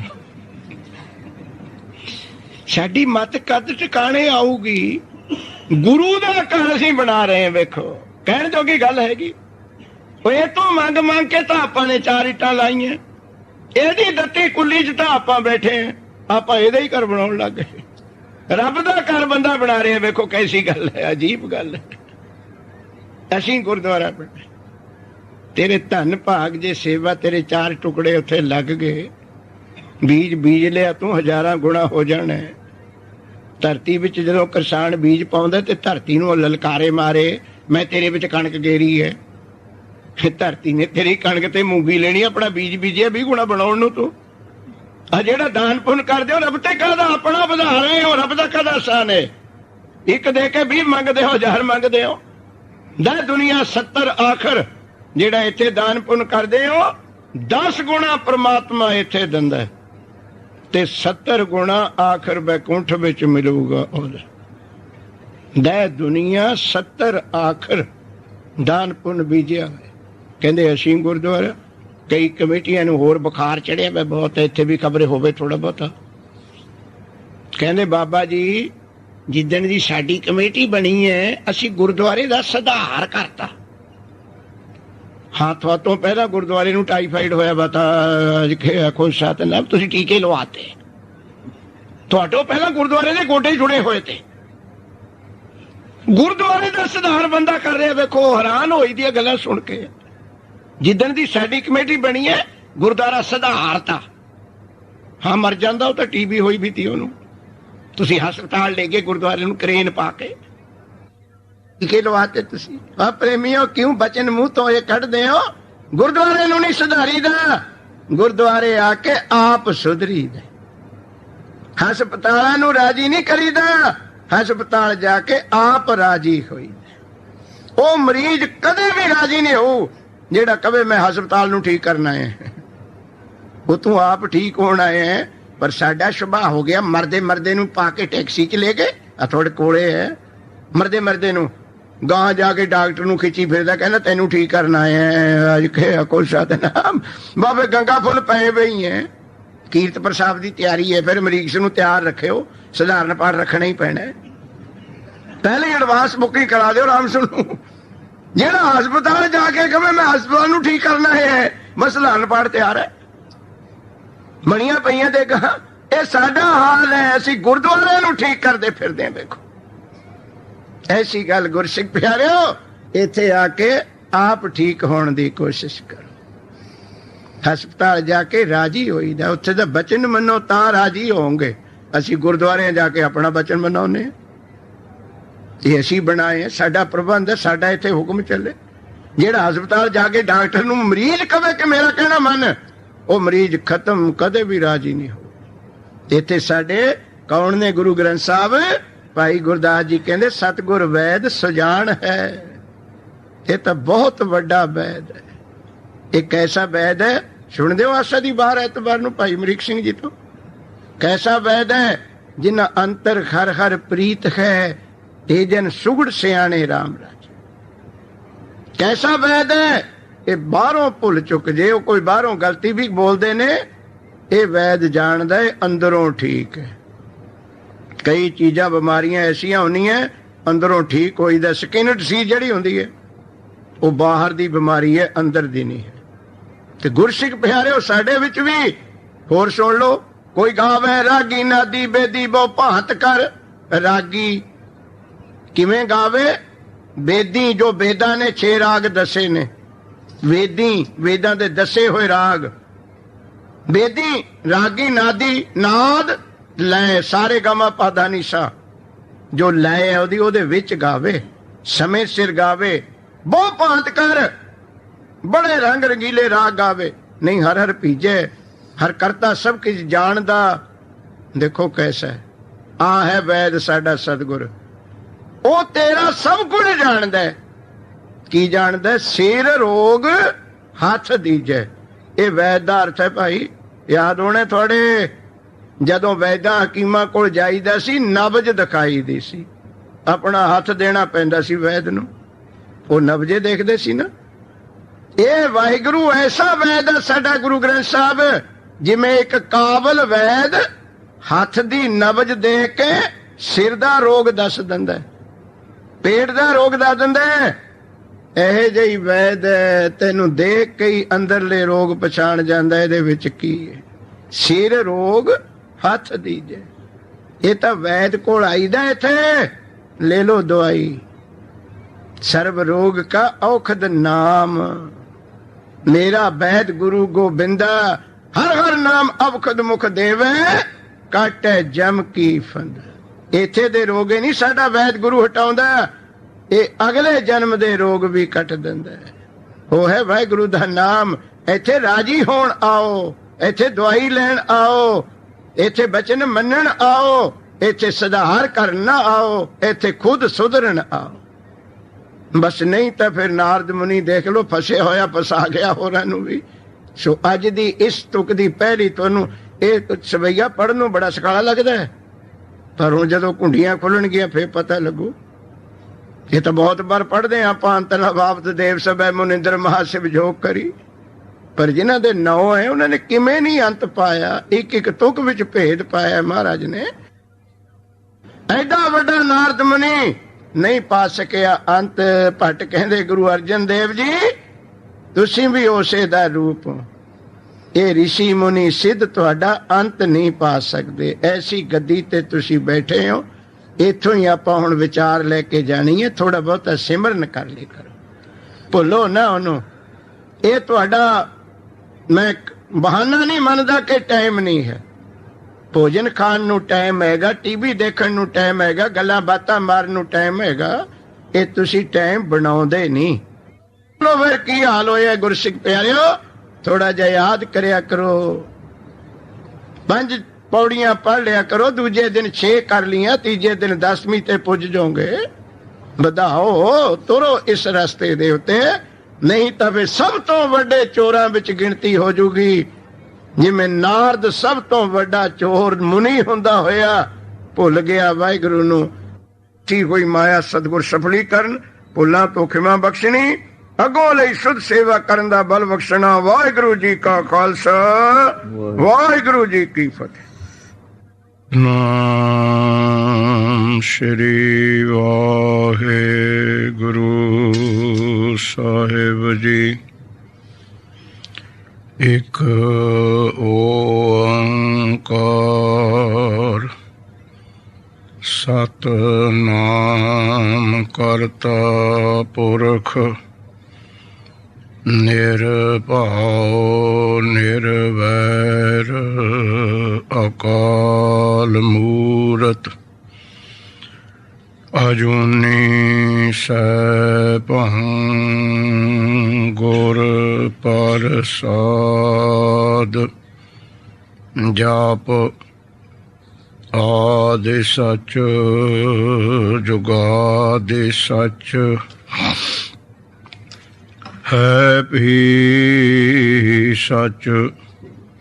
नानक होसी भी सच।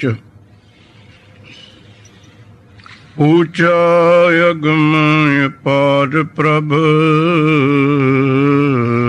कथन न जाए अकथ।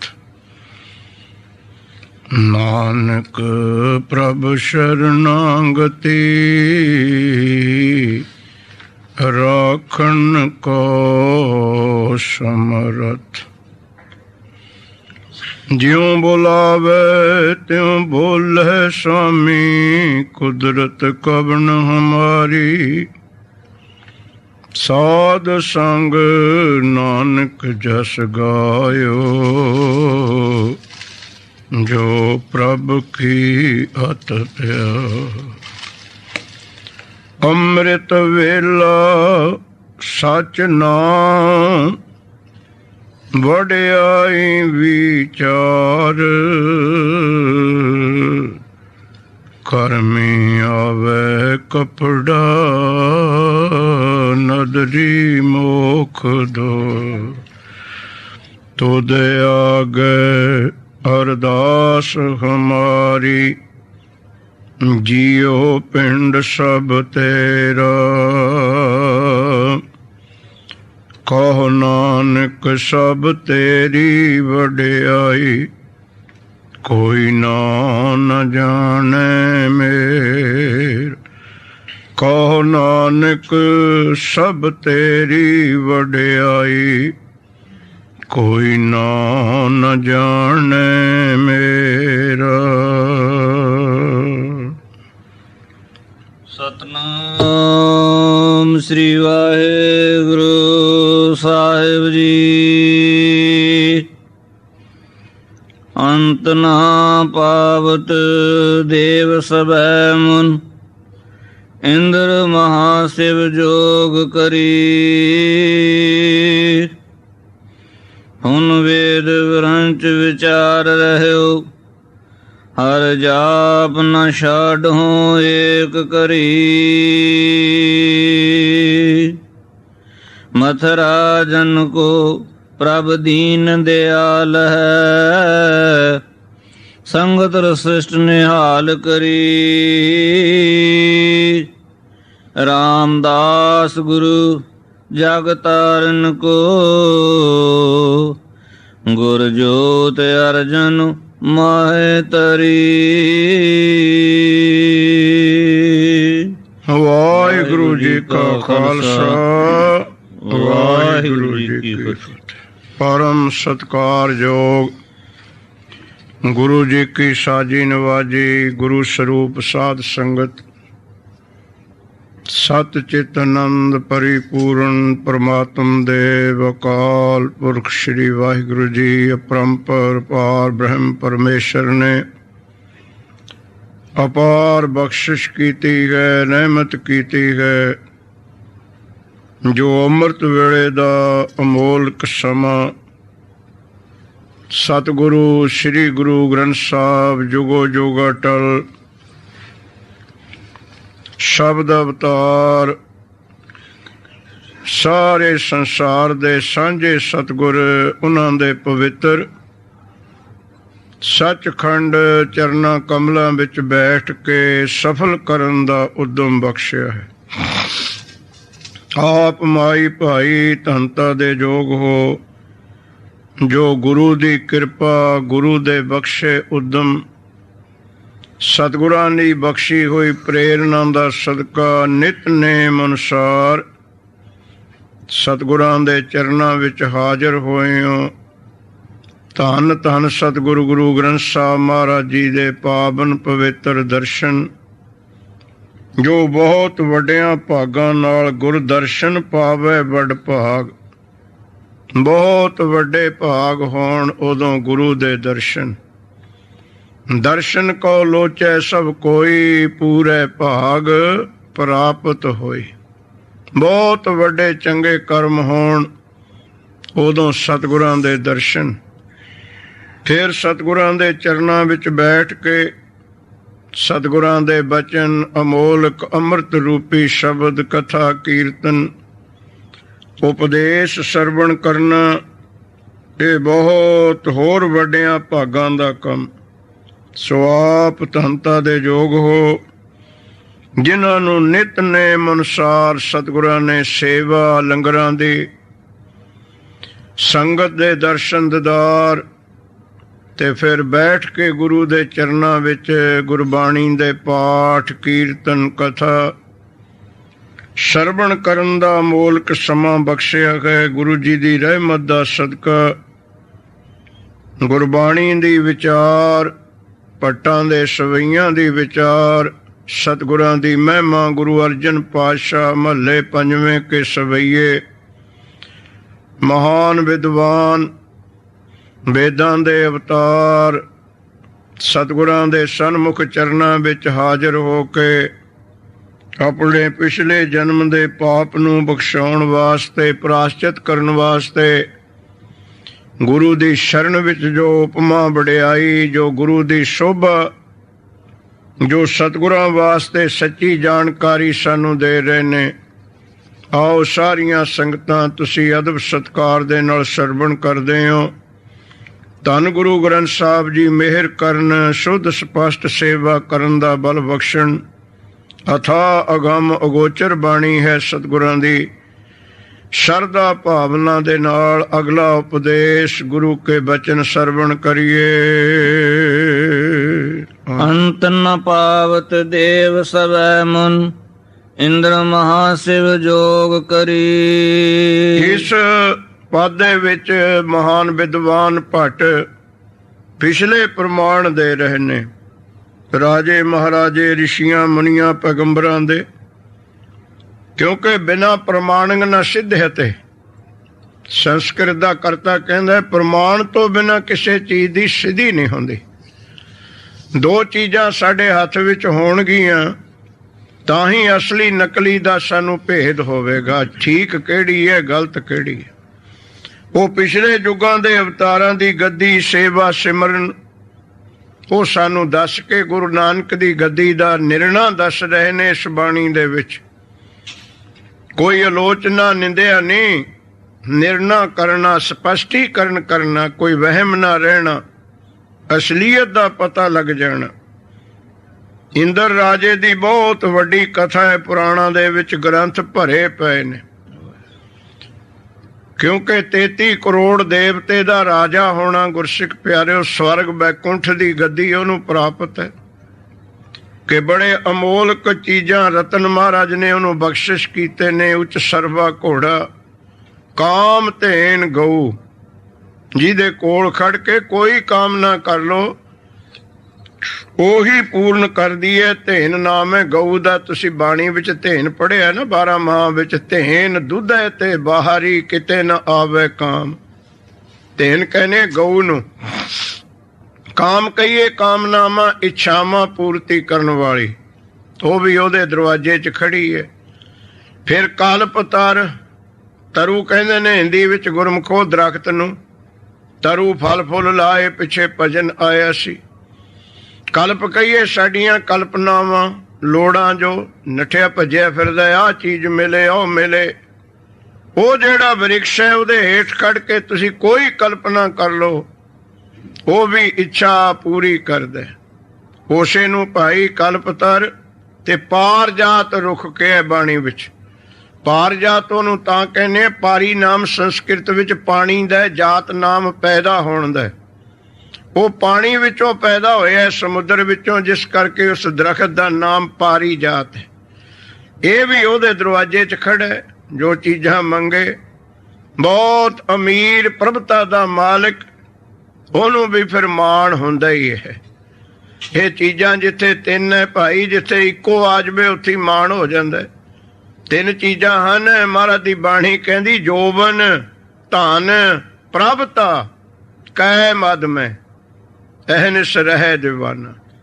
ਇੱਕ ਜਵਾਨੀ ਦਾ ਨਸ਼ਾ ਹੈ ਗੁਰਸਿੱਖ ਪਿਆਰਿਓ, ਦੂਜਾ ਧਨ ਮਾਇਆ ਦਾ, ਤੀਜਾ ਪ੍ਰਭਤਾ ਇੱਜ਼ਤ ਦਾ ਨਸ਼ਾ।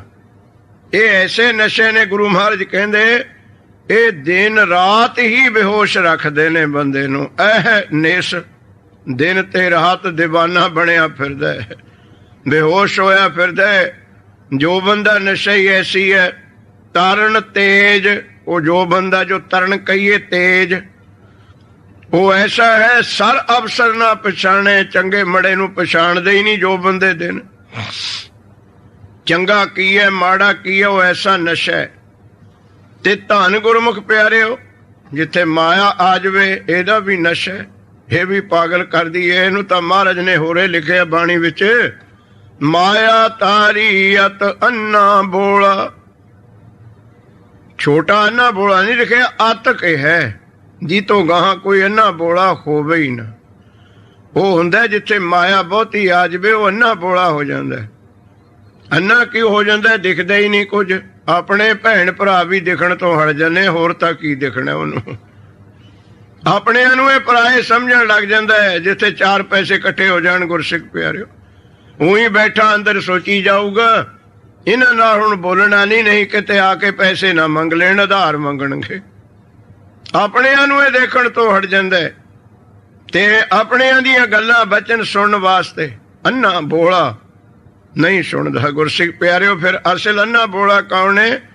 ਜਿਹਨੂੰ ਇਹ ਪਰਮਾਤਮਾ ਅੱਖਾਂ ਨਾਲ ਜੱਗ ਪਰਮਾਤਮਾ ਦਾ ਰੂਪ ਨਹੀਂ ਦਿਖਦਾ, ਇਹ ਸੰਸਾਰ ਜਿਹਨੂੰ ਰੱਬ ਨਹੀਂ ਦਿਖਦਾ, ਅਸਲ ਅੰਨਾ ਤਾਂ ਉਹੀ ਹੈ ਜੋ ਸਤਿਗੁਰਾਂ ਦੀ ਬਾਣੀ, ਗੁਰੂ ਦਾ ਉਪਦੇਸ਼ ਨਹੀਂ ਸੁਣਦਾ। ਬਾਂਗਾਂ ਦੇ ਰਹੀ ਹੈ ਬਾਣੀ, ਆਵਾਜ਼ਾਂ ਦੇ ਰਹੀ ਹੈ, ਬੁਲਾ ਰਹੀ ਹੈ ਸਾਨੂੰ, ਉਪਦੇਸ਼ ਦੇ ਰਹੀ ਹੈ, ਪਰ ਅਸੀਂ ਬੋਲੇ ਹੈ ਮਾਇਆ ਨੇ ਕੀਤੇ ਹੋਏ, ਕੰਨਾਂ ਵਿੱਚ ਸ਼ਬਦ ਪੈਂਦਾ ਹੀ ਨਹੀਂ।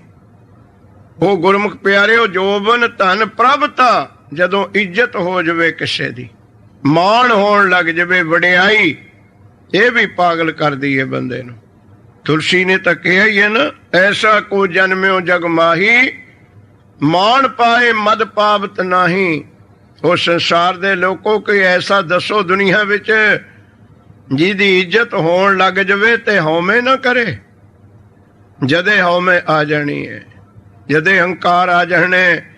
ਮਾਣ ਪਾਏ, ਇਹ ਤਿੰਨ ਭਾਈ ਨਸ਼ੇ ਲਿਖੇ ਨੇ, ਇੰਦਰ ਕੋਲ ਤਿੰਨੇ ਇਕੱਠੇ ਹੋ ਗਏ। ਇਹ ਤਾਂ ਇੱਕੋ ਮਾਰ ਦਿੰਦਾ, ਜਿੱਥੇ ਤਿੰਨ ਇਕੱਠੇ ਹੋ ਜਾਣ ਫਿਰ ਉਹਦਾ ਹਾਲ ਕੀ ਹੋਣਾ। ਇੰਦਰ ਵਰਗਾ ਸੁੰਦਰ, ਸਵਰਗ ਦਾ ਬੈਕੁੰਠ ਦਾ ਰਾਜਾ, ਉਹਦੇ ਵਰਗਾ ਧਨੀ, ਸਭ ਤੋਂ ਅਮੀਰ ਤਿੰਨਾਂ ਲੋਕਾਂ ਵਿੱਚੋਂ ਇੰਦਰ ਦੀ ਪੁਰੀ ਹੈ। ਗੁਰਸਿੱਖ ਪਿਆਰਿਓ, ਅਮੋਲਕ ਵਸਤੂਆਂ ਰੱਬ ਨੇ ਦੇਤੀਆਂ ਤੇ ਫਿਰ ਉਹਦੀ ਇੱਜ਼ਤ ਸਤਿਕਾਰ 33 ਕਰੋੜ ਦੇਵਤਾ ਜਾ ਕੇ ਮੱਥਾ ਟੇਕਦਾ, ਸਲਾਮਾਂ ਕਰਦਾ। ਇੱਥੇ ਬੰਦਾ ਬੰਦੇ ਨੂੰ ਸਤਿ ਸ੍ਰੀ ਅਕਾਲ ਬੁਲਾ ਦੇਵੇ, ਉਹੀ ਮਾਣ ਨਹੀਂ ਸਹਾਰ ਹੁੰਦਾ। ਪੰਜਾਬ ਵਿੱਚ ਤਾਂ ਹੋ ਰਿਹਾ, ਜੇ ਕਿਤੇ ਫਲੌਰ ਜਲੰਧਰ ਕੋਈ MLA ਹੱਥ ਮਿਲਾ ਲਵੇ ਨਾ ਸਾਡੇ ਨਾਲ, ਘਰ ਵਾਲੀ ਨੂੰ ਜਾ ਕੇ ਕਹੂਗਾ ਚਾਹ 'ਚ ਮਿਠਾਈ ਨਹੀਂ, ਚਾਹ ਫਿੱਕੀ ਲੱਗਣ ਲੱਗ ਜਾਂਦੀ ਹੈ, ਕਿਉਂਕਿ ਉਹ ਹੱਥ ਮਿਲਾ ਰਿਹਾ ਨਾ ਵਜ਼ੀਰ ਨੇ। ਯਾਦ ਤਾਂ ਉਹੀ ਆ ਰਿਹਾ। ਕੋਠੀਆਂ ਬਣਾਉਨੇ ਆਪਾਂ, ਅਸੀਂ ਬਣਾਈ ਹੈ, ਮਾਰਬਲ ਜਾਂ ਲਾ ਲੈਂਦੇ ਆਪਾਂ, ਚਿਪਸ ਚੁਪਸ ਜੀ ਮਕੜਾਣੇ ਤੇ ਬੁਲਾ ਮੰਗਾ ਕੇ, ਬਹੁਤ ਜਦ ਮਾਰਬਲ ਤੇ ਕੁਰਸੀ ਢਾ ਕੇ ਚਾਹ ਪੀਦੀ ਹੈ, ਰੋਟੀ ਖਾਈਦੀ ਹੈ, ਫਿਰ ਮਿੱਠਾ ਥੋੜ੍ਹਾ ਲੱਗਦਾ, ਦਿਖਦਾ ਤਾਂ ਮਾਰਬਲ ਹੈ। ਫਿਰ ਕਹੂਗਾ ਚਾਹ ਸਵਾਦ ਨਹੀਂ ਹੈ। ਸਵਾਦ ਤਾਂ ਲੱਗੇ ਜੇ ਤੇਰੀ ਨਿਗਾਹ ਚਾਹ 'ਚ ਹੋਵੇ। ਨਿਗਾਹ ਤਾਂ ਤੇਰੀ ਪੱਥਰ ਵਿੱਚ ਹੈ। ਅੱਜ ਖੋਸਾ ਤਾਂ ਨਾ ਪੱਥਰ ਕਿਤੇ ਸਵਾਦ ਹੁੰਦੇ, ਉਹ ਪੱਥਰ ਦਿਖਦਾ ਕੋਠੀ ਤੇ ਇੰਦਰ ਨੂੰ ਤਾਂ ਤਿੰਨੇ ਚੀਜ਼ਾਂ ਮਿਲ ਗਈਆਂ, ਜੋਬਨ ਅੱਤ ਦਾ, ਧਨ ਅੱਤ ਦਾ ਤੇ ਇੱਜ਼ਤ ਅੱਤ ਦੀ। ਮੈਂ ਫੇਰ ਗੁਰਮੁਖ ਪਿਆਰਿਓ ਭੁੱਲ ਗਿਆ। ਉੱਥੇ ਕਹਿੰਦੇ ਹੁਣ ਵਾਹਿਗੁਰੂ ਦਾ ਅੰਤ ਲੈ ਲਿਆ ਸੀ, ਬਸ ਇਹ ਤੋਂ ਰੱਬ ਕੋਲ ਵੱਧ ਹੈ ਕੀ, ਬਸ ਸਭ ਕੁਝ ਦੇਖ ਲਿਆ, ਰੱਬ ਇੱਥੇ ਹੈ ਬਸ। ਤੇ ਗੁਰਸਿੱਖ ਪਿਆਰਿਓ, ਸਭਾ ਲੱਗੀ ਹੋਈ, ਬਹੁਤ ਵਿਦਵਾਨ ਬੈਠੇ, ਐਡੇ ਐਡੇ ਵਿਦਵਾਨ ਕੇ ਵਸ਼ਿਸ਼ਟ ਮੁਨੀ ਜੀ ਬੈਠੇ। ਵਸ਼ਿਸ਼ਟ ਜੀ ਸਮਝਾਉਣਾ ਚਾਹਿਆ, ਬਾਣੀ ਸਾਨੂੰ ਗੁਰੂ ਪੀਰ ਸਮਝਾਉਂਦੀ ਹੈ, ਪਰ ਯਾਦ ਰੱਖਿਓ ਬੇਨਤੀ, ਚੰਗੀ ਗੱਲ ਵੀ ਉਹਨਾਂ ਨੂੰ ਚੰਗੀ ਲੱਗਦੀ ਹੈ ਜਿਨ੍ਹਾਂ ਦੇ ਕਰਮ ਚੰਗੇ ਹੋਣੇ। ਜਦ ਕਰਮ ਮਾੜੇ ਹੋਣ ਨਾ, ਫਿਰ ਚੰਗੀ ਗੱਲ ਵੀ ਪੁੱਠੀ ਲੱਗਦੀ ਹੈ, ਕਿਸੇ ਦੀ ਸਿੱਖਿਆ ਦਿੱਤੀ ਵੀ ਪੁੱਠੀ ਲੱਗਦੀ ਹੈ। ਉਹ ਵੀ ਫਿਰ ਕਹਿਣਗੇ ਇਹ ਗਲਤ ਬੋਲਦਾ ਹੈ, ਇਹਨੂੰ ਇਹ ਗੱਲ ਕਹਿਣੀ ਨਹੀਂ ਸੀ ਚਾਹੀਦੀ, ਕਿਉਂਕਿ ਤੇਰੇ ਫਿੱਟ ਨਹੀਂ ਨਾ ਹੈ।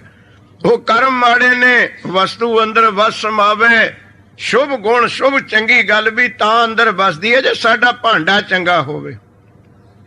ਨਹੀਂ ਤਾਂ ਗੁਰਮੁਖ ਪਿਆਰਿਓ, ਜਿੰਨਾ ਬਾਣੀ ਦਾ ਉਪਦੇਸ਼, ਵੇਦ ਪੁਰਾਣ ਸ਼ਾਸਤਰਾਂ ਦਾ ਉਪਦੇਸ਼, ਜੇ ਕਿਤੇ ਸਾਡਾ ਅੰਦਰ ਇਹਨੂੰ ਵਸਾਉਣ ਜੋਗਾ ਭਾਂਡਾ ਹੁੰਦਾ, ਹੁਣ ਨੂੰ ਸੰਸਾਰ ਸੁਰਗ ਹੋ ਜਾਂਦਾ। ਇੰਨਾ ਗਿਆਨ, ਇੰਨੀ ਸ਼ਾਂਤੀ, ਇੰਨਾ ਪਿਆਰ ਬਾਣੀ ਵਿੱਚ ਗੁਰਸਿੱਖ ਪਿਆਰੇ, ਇੰਨੀ ਸੇਵਾ ਭਾਵਨਾ, ਫਿਰ ਵੀ ਅਸੀਂ ਕਿਉਂ ਨਹੀਂ ਹੋਏ? ਕਿਉਂਕਿ ਅਸੀਂ ਸਮਾਉਣ ਜੋਗੇ ਨਹੀਂ, ਇਹ ਸਾਡਾ ਭਾਂਡਾ ਨਹੀਂ। ਗੁਰਸਿੱਖ ਪਿਆਰਿਓ, ਐਸੀ ਅਵਸਥਾ ਭਾਗ ਜਿਨ੍ਹਾਂ ਦੇ ਮੰਦੇ ਪੜ੍ਹਦੇ ਹੁੰਨੇ ਕੀਰਤਨ ਵਾਲੇ, ਉਹ ਦਿੱਤੀ ਬਾਂਗ ਤੋਂ ਨਾ ਜਾਗਦੇ। ਬਾਂਗਾਂ ਤਾਂ ਬਾਣੀ ਦੇ ਰਹੀ ਹੈ, ਆਵਾਜ਼ਾਂ ਤਾਂ ਦੇ ਰਹੀ ਹੈ, ਕੁੱਕੜ ਬਾਂਗ ਤਾਂ ਦੰਦੇ ਤੜਕੇ ਨੂੰ, ਪਰ ਜਾਗਣਗੇ ਤਾਂ ਕਰਮਾਂ ਵਾਲੇ। ਕਾਜੀ ਬਾਂਗ ਤਾਂ ਦੰਦਾ ਹੈ, ਪਰ ਜਾਗਣਗੇ ਕਰਮਾਂ ਵਾਲੇ। ਗੁਰਸਿੱਖ ਪਿਆਰਿਓ, ਐਸੀ ਅਵਸਥਾ, ਉਹ ਕਰਮਾਂ ਤੋਂ ਬਿਨਾਂ। ਵਸ਼ਿਸ਼ਟ ਜੀ ਸਮਝਾਉਣਾ ਚਾਹੁੰਦੇ ਸੀ, ਇਹਨੂੰ ਦੱਸ ਦਈਏ, ਇੰਦਰ ਉੰਦਰ ਪੁਰੀਆਂ ਇੱਕ ਨਹੀਂ ਹੈਗੀਆਂ। ਕੋਟ ਇੰਦਰ ਉਪ ਇੰਦਰ ਬਣਾਏ, ਕੋਟ ਬ੍ਰਹਮੇ ਜਗ ਸਾਜਣ ਲਾਏ। ਤੇਰੇ ਵਰਗੇ ਉਹਦੇ ਦਰ ਤੇ ਕਰੋੜਾਂ ਹੀ ਫਿਰਦੇ ਨੇ, ਕਰੋੜਾਂ ਹੀ। ਸਿਕੰਦਰ ਜਦੋਂ ਮਰਿਆ, ਪੋਰਸ ਨੂੰ ਜਿੱਤ ਕੇ ਜਦੋਂ ਮੁੜਿਆ ਸੀ ਤਾਂ ਆਪਣੇ ਦੇਸ਼ ਨਹੀਂ ਜਾ ਸਕਿਆ, ਮਰ ਗਿਆ ਸੀ। ਸਭ ਕੁਝ ਜਿੱਤ ਲਿਆ ਸੀ, ਤੁਹਾਨੂੰ ਪਤਾ ਹੀ ਹੈ। ਤੇ ਉਹਦੀ ਮਾਂ ਅਜੇ ਜਿਉਂਦੀ ਸੀ, ਨਾਲੇ ਰਹਿੰਦੀ ਹੁੰਦੀ ਸੀ। ਹੁਣ ਮਾਂ ਨੂੰ ਸਿਕੰਦਰ ਵਰਗੇ ਪੁੱਤ ਦਾ ਵਿਛੋੜਾ ਕਿਤੇ ਛੋਟਾ ਸੀ ਗੁਰਸਿੱਖ ਪਿਆਰੇ। ਤਾਹਾਂ ਮਾਰੇ ਲੋਕਾਂ ਤੋਂ ਪੁੱਛਿਆ, ਜੀ ਤੋਂ ਪੁੱਛੇ ਹੋਈ ਕਹਿ ਦੇਵੇ ਮਾਤਾ ਉਹਨੇ ਕਿੱਥੇ ਆਉਣਾ, ਹੁਣ ਤੂੰ ਸਬਰ ਕਰ। ਜਿੱਥੇ ਸਿਕੰਦਰ ਕੁਰਸੀ ਢਾਹ ਕੇ ਬੈਠਦਾ ਹੁੰਦਾ ਸੀ ਵਿਹੜੇ ਵਿੱਚ, ਮਾਂ ਦੀ ਮਮਤਾ। ਸਿਕੰਦਰ ਦੀ ਮਾਂ ਤਾਹੀਂ ਰੋਵੇ, ਪੁੱਛੇ ਸਿਕੰਦਰ ਵਿਹੜੇ ਨੂੰ, ਉਹ ਤੂੰ ਹੀ ਦੱਸ ਦੇ ਕਿੱਥੇ ਗਿਆ ਮੇਰਾ ਸਿਕੰਦਰ ਦੁਨੀਆ ਦਾ ਜੇਤੂ। ਤੇਰੇ ਉੱਤੇ ਇੱਥੇ ਬੈਠਦਾ ਹੁੰਦਾ ਸੀ, ਫਿਰਦਾ ਹੁੰਦਾ ਸੀ ਕੁਰਸੀ ਢਾਹ ਕੇ। ਅਗੋਂ ਆਵਾਜ਼ ਆਈ ਸੀ, ਸਬਰ ਕਰ, ਇੱਥੇ ਲੱਖਾਂ ਸਿਕੰਦਰ ਰੁਲਦੇ ਨੇ, ਤੂੰ ਪੁੱਛਦੀ ਕਿਹੜੇ ਕਿਹੜੇ ਨੂੰ। ਤੇਰੇ ਭਾ ਦਾ ਤੇਰੇ ਹੀ ਪੁੱਤ ਸਿਕੰਦਰ ਹੀ ਕੋਈ ਹੈ। ਇਸ ਧਰਤੀ ਵਿੱਚ ਤੇਰੇ ਪੁੱਤ ਵਰਗੇ ਲੱਖਾਂ ਹੀ ਸਿਕੰਦਰ ਮਿਲ ਗਏ ਅੱਜ ਤੱਕ। ਪਤਾ ਨਹੀਂ ਕਿੰਨੇ ਹੋਲੇ, ਕੋਟ ਇੰਦਰ, ਕਰੋੜਾਂ ਹੀ ਇੰਦਰ ਬਣਾਏ ਰੱਬ ਨੇ, ਕੋੜੇ ਹੀ ਫਿਰਦੇ ਉਹਦੀ ਦਰ ਤੇ ਗੁਰਸਿੱਖ ਪਿਆਰਿਓ ਪਰ ਨਾ ਸਮਝਿਆ। ਕਹਿੰਦਾ ਬਸ ਇਹ ਤੋਂ ਗਾਹਾਂ ਰੱਬ ਹੈ ਹੀ ਨਹੀਂ, ਇੰਦਰਪੁਰੀ ਤੇ ਗਾਹਾਂ ਕਹਿੰਦਾ ਹੈ ਕੀ। ਸਭਾ ਲੱਗੀ ਹੋਈ ਬਹੁਤ ਵਿਦਵਾਨਾਂ ਦੀ, ਤੇ ਗੁਰਸਿੱਖ ਪਿਆਰਿਓ ਵਸ਼ਿਸ਼ਟ ਜੀ ਕਥਾ ਕਰਨ। ਮੁਨੀ ਐਡੇ ਵੱਡੇ ਵਿਦਵਾਨ, ਭਗਵਾਨ ਰਾਮਚੰਦਰ ਮਹਾਰਾਜ ਤ੍ਰੇਤੇ ਯੁੱਗ ਦੇ ਅਵਤਾਰ ਬੈਠੇ, ਦੇਵੀ ਦੇਵਤੇ ਬੈਠੇ, ਤੇ ਐਸਾ ਸਮਝਾਉਣ ਦਾ ਤਰੀਕਾ। ਰਾਮਚੰਦਰ ਮਰਜ਼ਾਦਾ ਪੁਰਸ਼ੋਤਮ ਤ੍ਰੇਤੇ ਦੇ ਅਵਤਾਰ, ਕਥਾ ਸੁਣਦੇ ਸੁਣਦੇ ਖਿੜਖਿੜ ਹੱਸ ਪਏ, ਜਿਵੇਂ ਬੱਚਾ ਹੱਸਦਾ ਹੁੰਦਾ, ਉੱਚੀ ਉੱਚੀ। ਸਾਰੀ ਸਭਾ ਹੈਰਾਨ ਕਿ ਕੋਈ ਮੂਰਖ ਆਦਮੀ ਹੱਸੇ, ਉਹ ਤਾਂ ਗੱਲ ਹੈ, ਤਾਂ ਮਰਜ਼ਾਦਾ ਪੁਰਸ਼ੋਤਮ ਨੇ, ਬਹੁਤ ਮਰਜ਼ਾਦਾ ਨਿਭਾਈ ਹੈ ਰਾਮ ਜੀ ਨੇ, ਇਹ ਕਿਉਂ ਹੱਸੇ ਹੈ? ਹੁਣ ਹੋਰ ਤਾਂ ਕੋਈ ਪੁੱਛ ਨਾ ਸਕੇ। ਵਸ਼ਿਸ਼ਟ ਜੀ ਨੇ ਪੁੱਛਿਆ ਕਿ ਭਗਵਾਨ ਜੀ ਕੀ ਖੇਡ ਕਰ ਰਹੇ ਹੋ? ਇੱਧਰ ਕਥਾ ਹੋ ਰਹੀ ਹੈ ਦੇਵਤਿਆਂ ਦੀ, ਸਵਰਗਪੁਰੀ ਵਿੱਚ ਸਭਾ ਹੈ, ਤੇ ਤੁਸੀਂ ਹੱਸ ਕਿਉਂ ਰਹੇ ਹੋ? ਬਹੁਤ ਉੱਚੀ ਉੱਚੀ। ਮਰਜ਼ਾਦਾ ਪੁਰਸ਼ੋਤਮ ਸੀ, ਕਹਿੰਦੇ ਗੁਰੂ ਜੀ ਖਿਮਾ ਬਖਸ਼ੋ, ਗਲਤੀ ਹੋ ਗਈ। ਥੋੜੀ ਦੇਰ ਬਾਅਦ ਫੇਰ ਹੱਸ ਪਏ। ਤਬ ਵਸ਼ਿਸ਼ਟ ਜੀ ਕਹਿੰਦੇ ਰਾਮ ਜੀ ਇਹ ਕੋਈ ਕਾਰਨ ਹੈ, ਤੁਹਾਡਾ ਹੱਸਣਾ ਐਵੇਂ ਨਹੀਂ ਹੈ। ਮਹਾਪੁਰਖਾਂ ਕਾ ਬੋਲਣਾ ਹੋਵੇ ਕਿਸੇ ਪਰਥਾਏ, ਉਹ ਅੰਮ੍ਰਿਤ ਭਰੇ ਭਰਪੂਰ ਹੈ, ਉਹਨਾਂ ਤਿਲ ਨਾ ਤਮਾਏ। ਉਹਨਾਂ ਦਾ ਬਚਨ ਐਵੇਂ ਨਹੀਂ ਹੁੰਦਾ। ਦੱਸੋ ਕਾਰਨ ਕੀ ਹੈ?